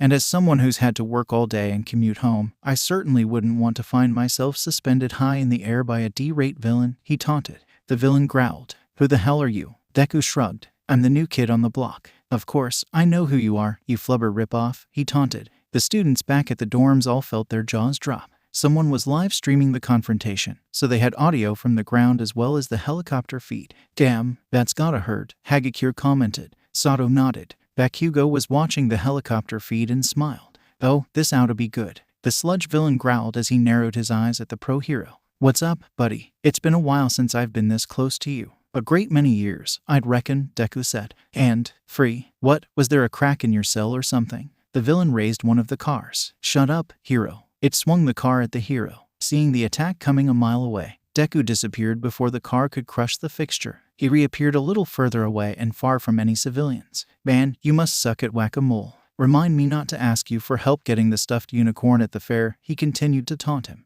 The villain sneered as it raised another car. Shut up. It slammed the car down, missing him again. Deku continued to appear and disappear around the villain, taunting him with a bunch of "I'm right here" ass. As he continued to move, he noticed that the sludge villain's form became unstable as it couldn't hold together against his constant reappearances. The force of his movements was creating gusts of wind strong enough to break some of his body apart. Deku finally stopped while braced against the wall of a building. Man, you suck. I can't believe I almost died because of you. They don't make villains like they used to. The sludge villain's eyes flared. Damn you, heroes, he roared as he fired his remaining 2 vehicles at the hero. Deku smiled as he sped through the 2 projectiles and rushed the villain head-on. With his fist poised for an uppercut, he got within inches of the villain before he struck back. Nobody saw it coming until it had arrived. Deku's arm moved in an uppercut, and contact was made right underneath the villain's jaw. The slam and crack from the impact were felt throughout the city as the sludge villain lost consciousness. He rose in the air before slamming down on the ground with a fist impression under his jaw. Everybody watched, including the heroes and the students at 2A. Bakugo was the most surprised as he rubbed his eyes in disbelief before staring at the screen once more. The sludge villain, the guy who surprised him and held him captive almost 2 years prior, was down in a single hit, much like how All Might defeated him before. He looked at Midoriya, who was watching with Uraraka right beside him, and then back at the screen. Shit, he muttered. Bakugo, language. Iida blurted out. Eat my ass, glasses. Back at the scene, Deku had shaken the hand that he punched with as he looked upon his work. Everyone was still too stunned to react as the pro-hero then eyed the hostages that he had just rescued. He approached them, passing through a few civilians as he walked until he made it to the group. One of them, upon seeing Deku, gasped, "Why you? You saved us. Oh my god, I thought we were going to die," he breathed. Another one of them, a mother of her 2 young girls, looked on him with watery eyes. Thank you, hero." She ran and hugged Deku, accompanied by her 2 children. Deku smiled as he patted the mother's head. After a moment, they all broke the hug, and the pro-hero stepped back. "I hope you all get home safe. I don't think there should be any other villain attacks, but stay vigilant." "All right." The civilians all nodded. As Deku checked around him, he saw a few people fishing for their cell phones. He needed to get out of there quickly before his identity was blown and his younger self's future changed. Checking that his hood was still up, he waved at the civilians before using his quirk to disappear further into the city. As the people left behind tried to grasp the situation, Deku made several detours before making his way back to Ua. He passed by some civilians that were already talking about his rescue and defeat of the villain. When he returned to the dorms, he was greeted by the entirety of Class 2A. They all turned to him and simply stared with wide eyes and hanging jaws. Deku chuckled nervously as he rubbed the back of his head. "So much for getting started without me. Come on, let's eat then," he said. Kirishima gestured to the TVD dude. With one punch, you took him down with no hesitation," he exclaimed. "It was awesome," Mina bellowed. "That was against the rules. Anonymously defeating a villain is on par with vigilantism." Iida barked. "Hey, he saved those people in a blink of an eye," Kaminari stated. "Yes, I'm sure that they are grateful, but now the public will be wanting to know who you are. It was reckless to charge in there. What if he saw you coming?" Yaoyorozu stated. As Deku scanned the crowd, his eyes set on Midoriya and Uraraka standing by the screen, watching the playback. The gravity girl was pointing at the screen while his younger self seemed to be pondering the actions. Deku smiled at their interaction. "You guys, hang on a second. Dude, you gotta share some of that, man," Kirishima asked. Bakugo scoffed. "He doesn't have to explain anything. He's the #1 hero in the future," he stated. "Well yeah, but still, that'd be awesome." The pro hero chuckled. "Well, as much as I would love to explain a few things." His stomach growled at that moment, startling some of the group crowding him. "I haven't eaten since, let's see, the raid started at around 9:30ish, but I was tied to that chair for about 3 hours, and before that, I barely had gotten a bite to eat at home before racing to the office, and since it's been another 6 hours since I arrived here." As he mumbled, Kirishima jabbed Midoriya in the elbow. "Looks like you keep the mumbling after all this time, eh?" he teased. Midoriya laughed. Deku then snapped out of his muttering. "Right, I'm starving. Haven't eaten basically all day," he declared. He raced over to where he was standing before and grabbed his food. "How about we have a nice dinner and just enjoy the end of the week? Heroism isn't a 24/7 profession, and you all need time for yourselves sometimes," he argued, though he didn't wait for anyone to agree with him before he found a seat at the table, popped open his katsudon plate. He said his graces and began to eat, confusing the rest of the class at his actions. Out of everyone, Yaoyorozu snapped out of it. "Yes, it's time for dinner. Come on, let's eat before the food gets cold." Everyone snapped out of their confusion, and eventually, all joined Deku for dinner. Once everyone was served, the stress from the past week melted away. Everyone began talking about their weekend plans, their excitement for their first Class 2 final exam coming up, and their first exam with Deku. As everyone ate, Deku scanned the table. Everyone was laughing, eating, some were doing both at the same time too. But he didn't care about the visual of barely chewed food. He smiled as he began to answer a few questions from his past classmates. A smile that hit a broken heart. In less than 2 years, everything changes. They're lucky. He started tapping on the table as he ate. 1, 2, 3. The next morning, when Deku woke up, he was greeting with a headline he was expecting to see. "Hooded hero saves lives. Sludge villain defeated." He sighed as he read the article on his phone. Somebody did catch a picture of the ordeal, but thankfully his hood was up and his face was obstructed by the fabric. It was destiny that he was spared of such a thing as publicity. He continued to read the article, even chuckling a little bit when the chief of police demanded that the hero reveal himself. Failure to do so would force us to consider him a vigilante or an unregistered quirk user, the chief said in a statement. Switching to his normal morning routine, the pro hero sighed as he flipped into the air. Using float, he stretched his entire body, feeling his muscles expand and release the tension from the previous night. He heard several pops from his joints as he felt his body loosen up. Once he was satisfied, he disabled float and used black whip in both arms to keep himself suspended.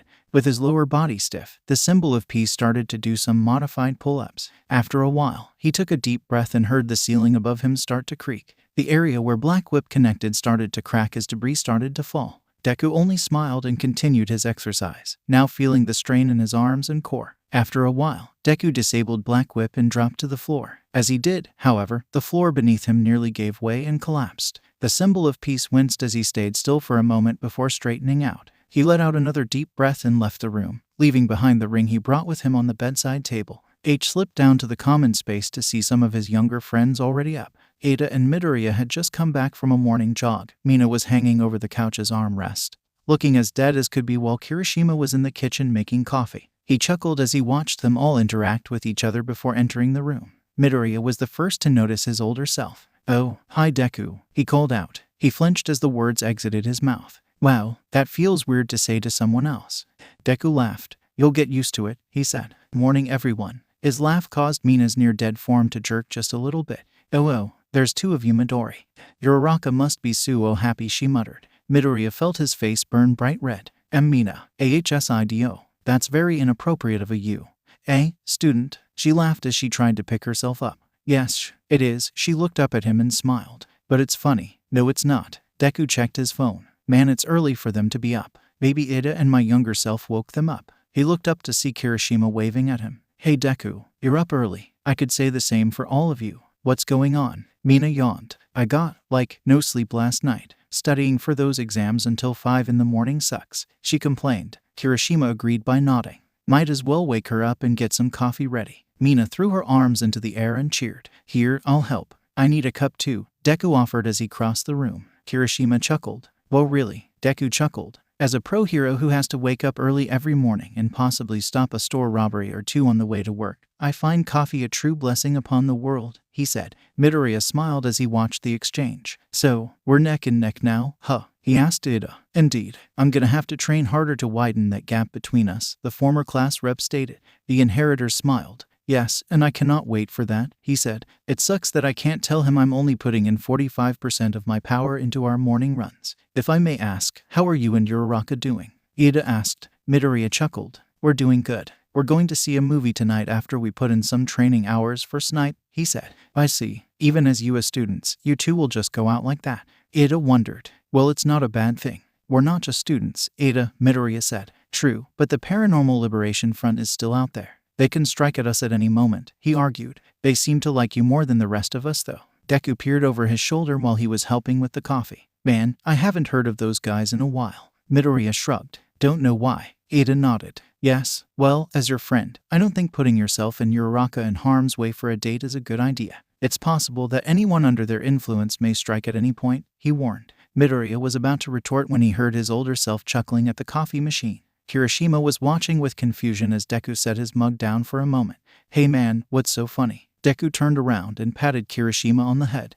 Oh, it's nothing. Honestly, I completely forgot about the PLF until just this morning. It's been so long since I heard that organization's name, he admitted. Oh, 𝐻𝐸 chimed up. What happened to them in the future? Deku's smile faltered. Well, they were defeated in Tokyo. They went down quick after the heads of the Hydra were cut off and burned, he said. Man, that was a day. Wait, Tokyo? Why in such a populated place? 𝐻𝐸 wondered. Deku didn't answer. Instead, he grabbed his mug and took a sip. Deku, he shrugged. What? 𝐻𝐸 waved his hand. Why Tokyo? Because that's a very important city. The capital city is a very important location for an attack, striking at the politics and the culture of the whole country. Shigaraki thought that by taking the city, he could end the whole war between us by installing a loyalist in the prime minister's seat, he explained. But that's also heavily saturated in hero agencies. To even consider an attack on the capital would mean having a lot of troops to go and fight, 𝐻𝐸 argued. Deku smiled. You're right. What, you didn't think Shigaraki was going to take the stalemate like an angry preteen, did you?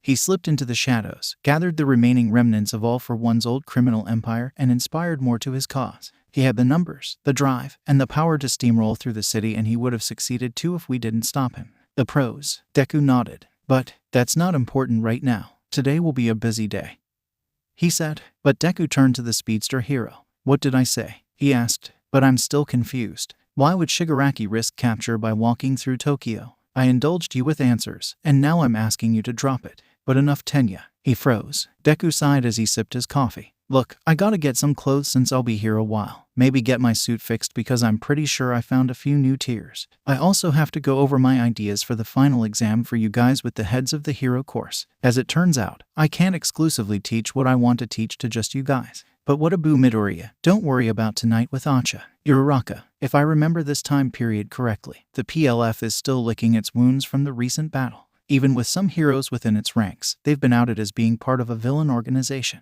They won't get close to you guys without being recognized, Deku said. Really? Deku nodded. Now go on, go get ready. You have a day ahead of you too, right? Midoriya nodded. He said his byes to his friends before he raced back upstairs. Once he was gone, Deku sighed heavily and set his mug down. Kirishima turned to the future hero. You okay? Mina picked herself up and shuffled to the two in the kitchen. Yeah, just. He eyed the two students while also glancing at 𝐻𝐸, who was still at the entrance of the building. It's nothing. I just remembered how exhausting that day was. Yeah, sure, just feeling exhausted doesn't warrant that kind of reaction, 𝐻𝐸 said as he entered the room. No, but then again, it's my story to tell. I shouldn't have mentioned anything, Deku said. He waved his mug at them, gesturing them toward the stairs. Go on and get ready for the day. As much as I miss lounging around, there is always work to be done. Manage your time and you'll reap the benefits of your decision. The students all nodded in agreement. Deku smiled at them. All right now, off you go. I need to fill out some paperwork real quick, he said. Sure thing, Kirishima said. After he grabbed Mina's coffee mug and handed it to her, they all ventured upstairs. Deku sighed and quietly sipped his coffee. After a few sips, he set the mug on the counter and punched the refrigerator, making a dent on the side. Mina hadn't gone up at the same time as 𝐻𝐸 and Kirishima, so she was the one who saw his outburst. something else. She could swear it was just the exhaustion making her hallucinate, but it looked like the pro-hero's arm had some fire coming off of it. When Deku returned to his room, he groaned as his back hit the door. He pinched his nose and took in a deep breath as his free hand started tapping on the wood behind him. He quietly started muttering numbers as he tapped. 1, 2, 3, get back here. 4, 5, 6, murderer. 1, 2, 3, damn you, I'll send you to hell. 1, 2, 3, all for one. Deku's eyes shot open. He slid down to the ground and buried his head into his knees. Tears started to fall as he sat there, remembering that horrible day in Tokyo. The day he became the symbol of peace. Meanwhile, the giant of a man, the Chaos King, strode through the city in his dirty three-piece suit. Many civilians that passed by him turned to gawk at the man, with some believing him to be a villain right off the bat. They weren't wrong, however. The head of the Discord organization passed by a hero agency, currently occupied by a flood of reporters all clamoring for information from 𝗃𝗏𝗄𝐻. The hero and the reporters paid no attention to the half-giant as he passed them, though he did happen to hear one question out of a sea of clamor and confusion. Where is the hero that saved the 7 hostages and defeated the sludge villain? The question was repeated several times, each time being ignored or deflected by the pro-hero. With each instance the question was asked, the villain grew more intrigued at the story. Clearing his throat, the man tapped on one reporter in the far back. "Excuse me," he said. The man turned and found himself staring straight up. His eyes widened as the Chaos King's curious and stern gaze met his one. Excuse me, but I'm new in town and I can't help but notice something's going on." "What happened last night?" the villain asked. The reporter gulped nervously. "SC sir, you haven't heard." The Chaos King shook his head. So. Last night, a villain took several people hostage in the middle of the street. So some guy came by and saved them all before beating the villain in one hit," the reporter stammered, obviously not used to someone towering over him. "Oh, one hit, that's amazing," the villain said, feigning excitement. The reporter nodded. "He kinda reminded us of All Might," he said. "Is that so?" The Chaos King smiled. The reporter nodded furiously before returning his attention to the pro-hero in front of him. 𝗃𝗏𝗄𝐻 continued to deflect questions regarding the hero from the previous night. However, it was soon becoming a losing battle for him. The Chaos King eyed the hero in front of him. The hero continued trying to explain that the investigation was ongoing. But before he could move the conversation to something else, 𝗃𝗏𝗄𝐻 looked over and met the villain's gaze. The Chaos King smiled as he stared at the hero. "You were my first bother, but not even close to my last. Your quirk is a wonderful thing at the least," he thought to himself. The villain waved at the hero before turning and walking down the street. As he walked, he passed by 2 teenage girls with their phones in the air, trying to snag a picture of 𝗃𝗏𝗄𝐻 as he was answering reporters. They both didn't bother with the man, possibly because his size wasn't completely unusual. He passed by a fruit stand where several copies of the morning edition of the paper were sorted next to the cashier. The Chaos King swiped one copy away and began to read it, much to the protests of the cart keeper. Immediately, his eyes gravitated toward the date at the top corner. "Shit, this isn't good. 12 years into the past. Impossible," he thought to himself. "Sir, you gotta pay for that." The keeper continued to call out to the villain. "Well, at least the Griffins are winning.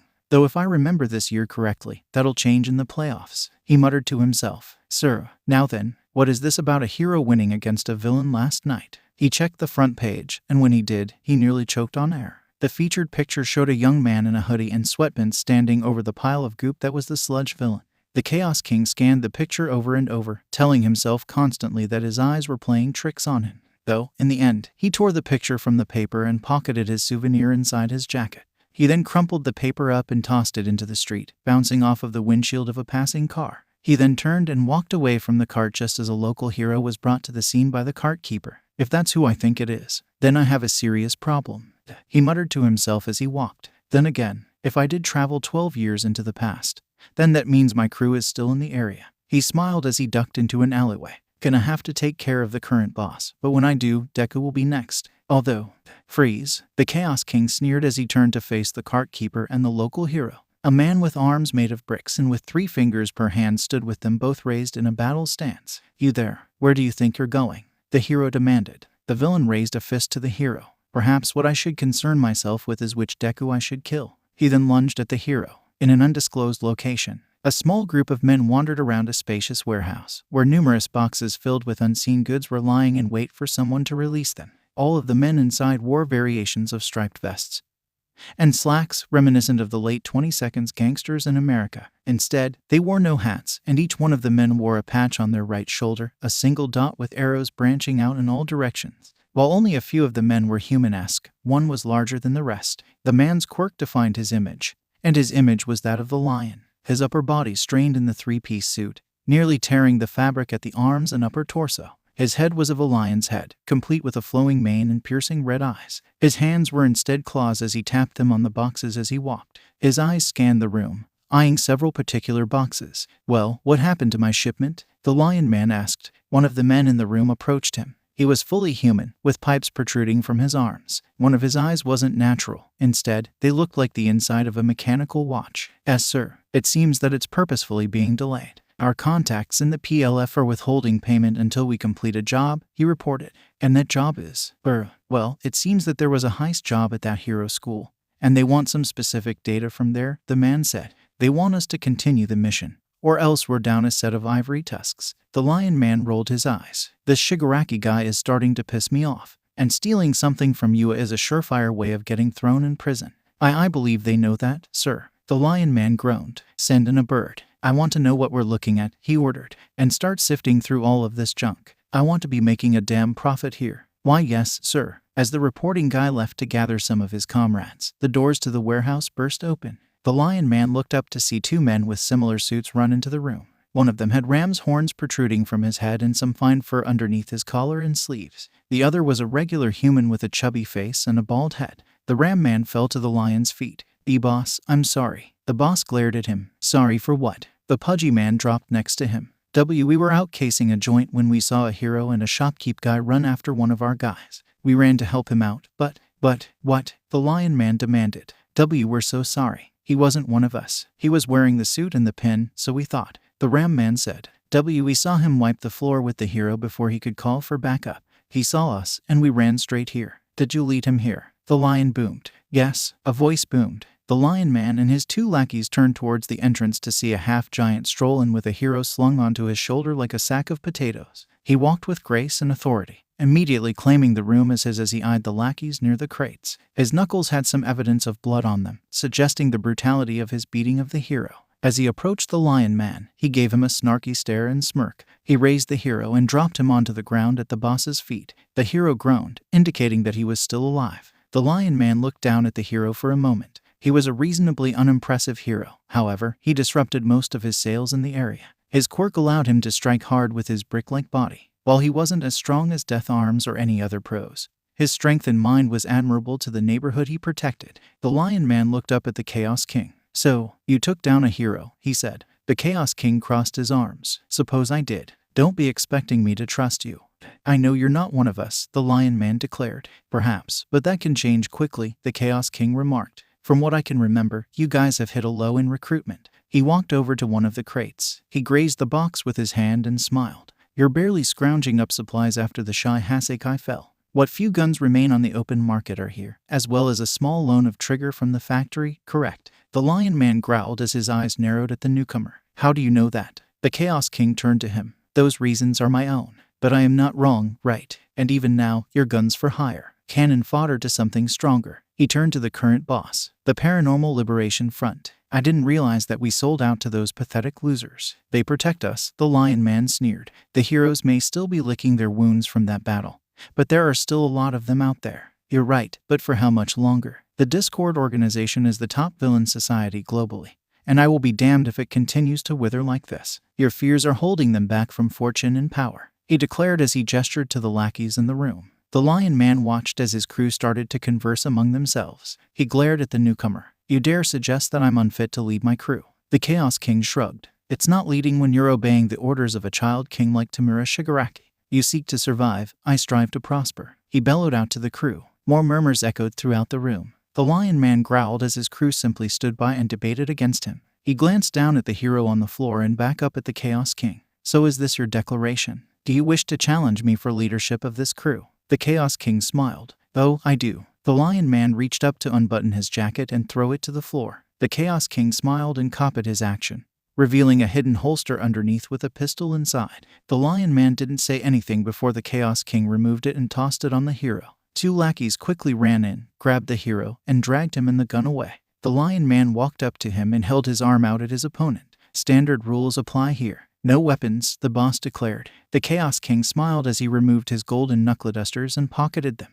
He shifted to a combat stance opposite of the boss. Ready? The boss sneered. Die for your insolence. One of the lackeys waved for them to begin. The boss ran on all fours and pounced at the Chaos King, his fangs bared at his opponent.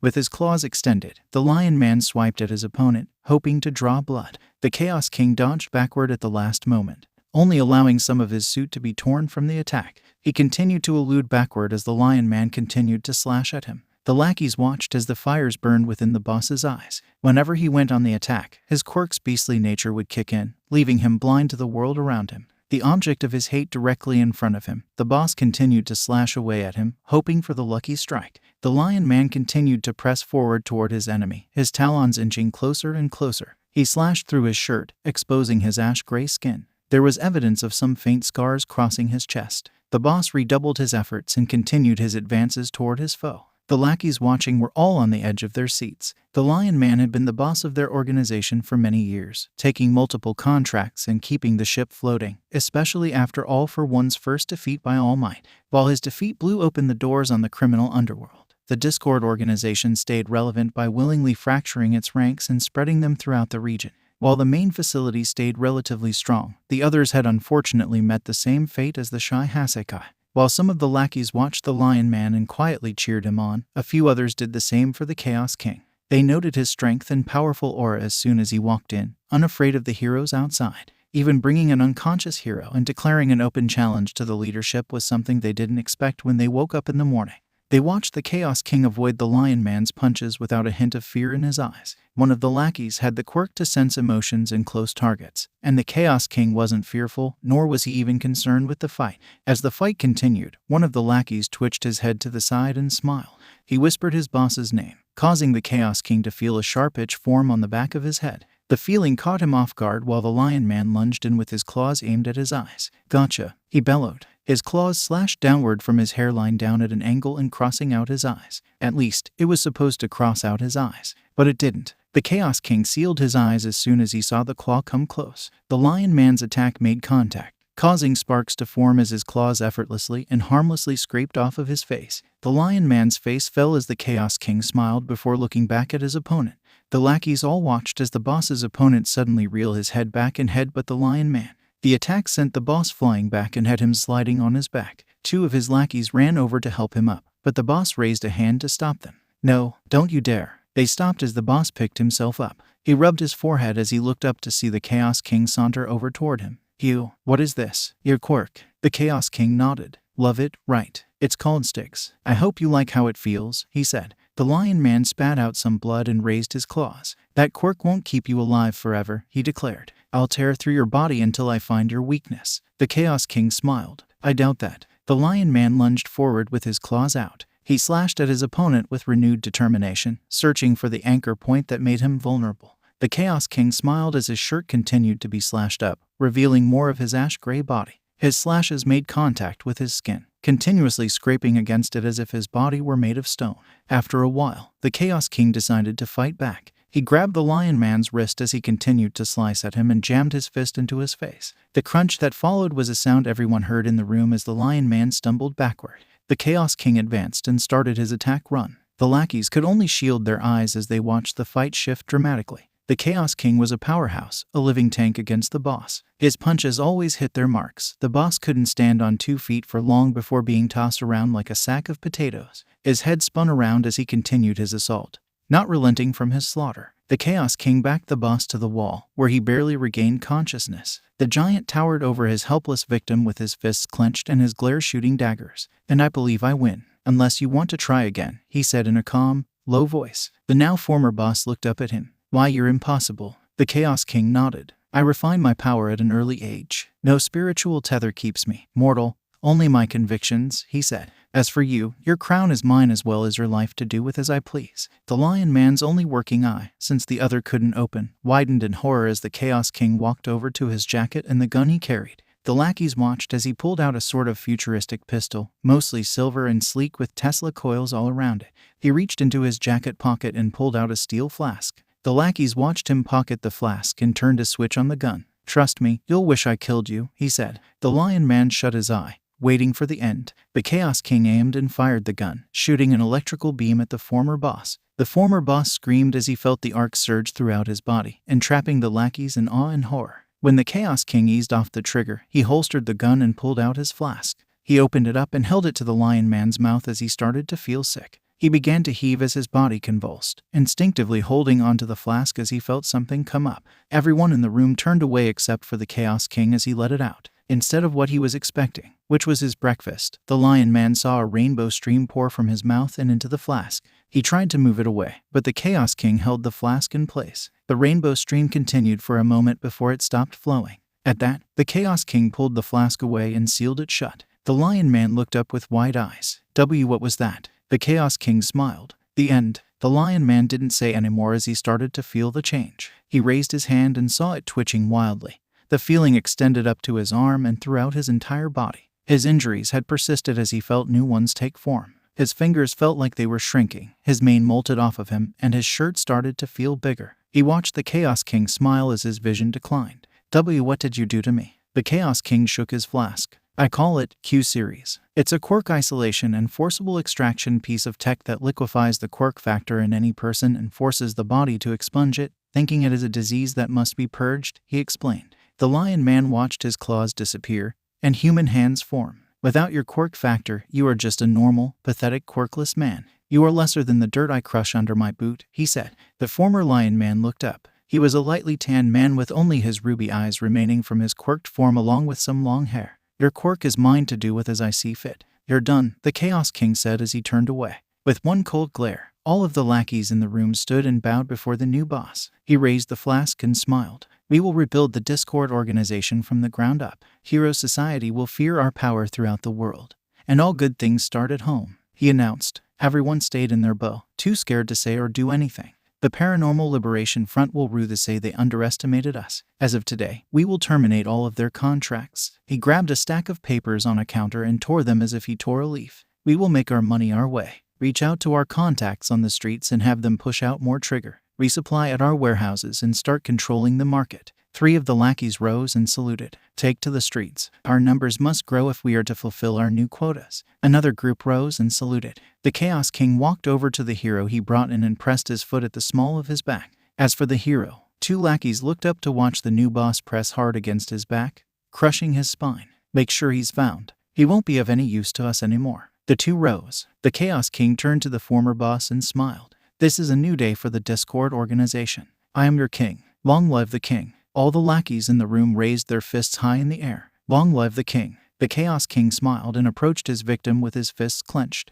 The former boss shut his eyes as the last thing he saw was the stone fist of his successor slam down on him. While the sun was not due to rise for another half hour, 𝗧𝗵𝗲 was still up early in the morning. His morning routine was always the same. He brewed his cup of coffee after he did his morning stretches and settled onto his balcony. He would strum his guitar quietly as he would watch the sunrise greet him. He put away his quiet hobby when all was said and done and slipped down to the common space. When he got there, he expected to see Midoriya and Yaoyorozu waiting to begin the daily overview. As class president, Yaoyorozu had the entire class's daily schedule, including possible exams, lunchtime changes, hero training time slots, exam results, and many other important notices. With Midoriya as her VP, they managed to keep their class schedules clear and clean for everyone to use. When 𝗧𝗵𝗲 entered the room, neither of the 2 young heroes in training were there. Instead, there was Deku in his hero outfit standing in front of the TV. His silhouette cast an imposing shadow on the front entrance. His arms were crossed, and his attention was focused on the images. The Western pro was about to ask him what was going on when he called out. "Sorry, 𝗧𝗵𝗲, I know it's early," he said. 𝗧𝗵𝗲 jolted as he met the elder Midoriya's glance. He muttered a curse as he shook his head. "You scared me," he said. Deku smiled. "Sorry about that. I wanted to speak to you in person, but I also needed to see this. Plus, you strumming your guitar is a symphony that shouldn't be interrupted," he said. "Why, you heard me. I try to stay as quiet as I can." Deku gestured to his ear. "Enhanced sense from the 6th wielder of One for All. Any of the 5 senses are heightened at the expense of the other 4, he quickly explained. "With the core unlocked, I learned to strengthen 2 senses while sacrificing only 3. Beneath his mask, 𝗧𝗵𝗲's eyes widened. "Damn," Deku turned to the pro hero. "Anyway, there's something you need to see." I've already asked Principal 𝗍𝗓 and 𝐼𝐺𝐿 to join us, so we'll be heading over. Over to where? Also, it's a school day. I need to get my students 𝐒𝐠𝐬𝐽 and my younger self will take care of things. You and I both know that 𝐒𝐤𝐤 is a great leader, Deku said. 𝗧𝗵𝗲 had to agree. Besides the fact that everyone listened more to simple instructions, the class's overall test scores improved from the prior year. There wasn't even a need to hang a summer school threat over their heads. Mr. Aizawa grumbled when he learned about their test scores, though he smiled as well. He was proud of his former students. 𝗧𝗵𝗲 nodded, prompting Deku to shut off the TV. The symbol of peace pulled out a note explaining their absence and set it on the dining room table. They left the building soon afterward. When they arrived at their destination, All Might was waiting for them in the parking lot, sitting in his old truck. Principal 𝗍𝗓 sat at the edge of the bed with his feet dangling and swinging, much like how a little kid would. With the car parked and the heroes out, the four of them entered the building. The city's morgue was a relatively small building, gated with 2 entrances and an ambulance port on the side. Several police cars were parked around the area, with some of them chatting with costumed heroes. The building was a simple 3-floor facility with an above-floor lobby. 2 lamp posts were situated at the front on opposite ends of a set of double doors. When they walked in, 𝗬𝗏 and another detective were talking to a uniformed police officer. As soon as the officer saw the former symbol of peace, he saluted the 2 detectives and left to continue his work. This prompted the 2 to turn to the heroes that walked in. All Might, what are you doing here? 𝗬𝗏 wondered. The former pro shrugged. I was just told to come here with Principal 𝗍𝗓, he said. 𝗍𝗓 nodded. Deku, what's going on? The detective looked at Deku with wide eyes. Wait, how? Deku smiled. Time travel. Accidental, of course, he said. The other detective looked at him with a raised brow. You've got to be joking. There isn't a single registered time travel-esque quirk. 𝗬𝗏 shook his head. No, I know Deku. I've met the young Izuku Midoriya some time ago. So you know that I'm telling the truth, Deku said. I've never lied to you, sir. I don't plan on starting here and now. Regardless, I have to ask why you're all here. This case has nothing to do with you, 𝗬𝗏 said. It doesn't. Because it has to do with me, Deku said. The 2 detectives felt their eyes widen. The Discord organization is a dangerous villain group. And this right here is their new boss work, he explained. I remember the report of this day. And when I saw the news, well, hold on a second, the other detective interrupted. You knew this happened before the news reported it? Well, I remember seeing the news report 12 years ago. I also know the 2 victims' identities as the former crime boss, Mr. Livingston, and the hero 𝗵𝗲, he said. 2 names that the news hasn't released yet. All Might turned to the older hero. Wait a minute. Deku nodded and gestured down the hall behind the 2 detectives. Let's go take a look then. I want you guys to see what I've been up against, he said. He walked past the 2 detectives and down the hall to the room. All Might turned to 𝗧𝗵𝗲 and shrugged before they all followed him. When they entered the room, 2 doctors were inside and talking as they cleaned up some tools. They entered with the 2 detectives behind them, and once the doors closed, the 2 doctors turned to them. Detectives and heroes. One of them wondered. All Might, what are you guys doing here? The other wondered. 𝗬𝗏 waved them off. We came to check on the bodies. I need to show them some things and explain what we're dealing with, he lied. The 2 doctors nodded. The 2 that just came in. They nodded. The doctors walked over to where the 2 were lying in wait. When they revealed the bodies, they all sighed as they saw 𝗵𝗲. We'll give you a few moments, one of the doctors said. They then left the room, leaving the heroes alone. Once they were alone, Deku approached 𝗵𝗲. There is an unfortunate custom when it comes to the Discord organization. If someone wishes to usurp the boss, they would have to provide the challenge by bringing a hero. The hero must have been defeated in battle and unconscious upon delivery. The challenger and the boss then engage in a one-on-one battle with only one's fisticuffs, he explained. Principal 𝗍𝗓 raised a brow. A simple and barbaric custom, he noted. Oh, it was straight to the point, proving to the boss that the challenge was legitimate. If a regular grunt simply walked up to the boss and challenged him, the challenge would be viewed as a joke, Deku explained. The winner of this duel would become the new boss, and the life of the other would be in their hands. 𝗧𝗵𝗲 turned to him. Deku reached over with gloved hands and raised 𝗵𝗲's neck. See the markings. He was killed while still unconscious. Evidence of intense injuries throughout the body suggests 𝗵𝗲 was seriously beaten before his death, he explained. Cause of death was asphyxiation followed by a broken neck. He also suffered a serious fracture in his lower back, paralyzing him as he died. You can see imprints of large fingers wrapped around his throat, and his charts confirm the injuries. All Might leaned in. The same for Mr. Livingston, including evidence of serious beatings. However, there is something different between the 2, he said. Check his chart. Principal 𝗍𝗓 checked 𝗵𝗲's chart. As 𝗧𝗵𝗲 checked Mr. Livingston's, All Might turned to his successor. Deku, what's going on here? He wondered. Deku sighed and walked over to a table. On it was a small plastic bag with a single pin inside. The villain that I'm after is the leader of the Discord organization. This pin is the mark of the boss of the gang, he said. The former symbol of peace looked at it. It was a chaos star with a broken crown on top of it. The boss obviously lost the fight, and as the rules dictate, the winner must break the crown of the former boss pin to symbolize a fall from grace. Mr. Livingston lost the match, and since his life then belonged to the new boss, he was immediately disposed of. Principal Nezu's eyes widened. Principal Nezu, did you find anything on Mr. Livingston? Deku wondered. The strange animal Principal Hero nodded. Mr. Livingston registered as having a lion-type quirk about 45 years ago. He's been the leader of the Discord organization for probably half that time, but Deku sighed as he removed his gloves. He's quirkless in death, he said. All Might turned to the former boss. This is why I brought you guys in. This is the work of the Chaos King, the villain I've been chasing for a while now. He followed me through time, apparently, Deku said. The former symbol of peace felt his eyes widen in fear. He doesn't have all for one. The quirk died about 10 years ago, my time, he said. However, technology can pick up what evolution and nature dropped. Stealing quirks has become a science that the Chaos King perfected in recent years. In fact, quirks have become one of his most successful ventures of illicit business, right there with Trigger and other quirk-boosting drugs. Principal Nezu nodded. I was asked some time ago what I feared the most in this world. The human drive to conquer nature is at the top, and if what you're saying is true, then the Chaos King made that a reality, he explained. Stealing and selling quirks. Damn, Snipe mumbled. All for One did that on a smaller scale back during the height of his power, though he usually just granted powers to whoever he saw fit, willing or unwillingly, All Might said. Deku nodded. The quirk trade is all the rage back in my time. Millions of US dollars are made through quirks alone and span 10 countries. Some people buy several quirks and arm their own smaller gangs with the very best, he explained. Some create enforcers with multiple quirks to keep heroes at bay. All Might shook his head. What the hell happened in the future to make the Chaos King do this? Deku turned away from his master. Nothing good. The point between eras of power is great enough for dark forces to grow.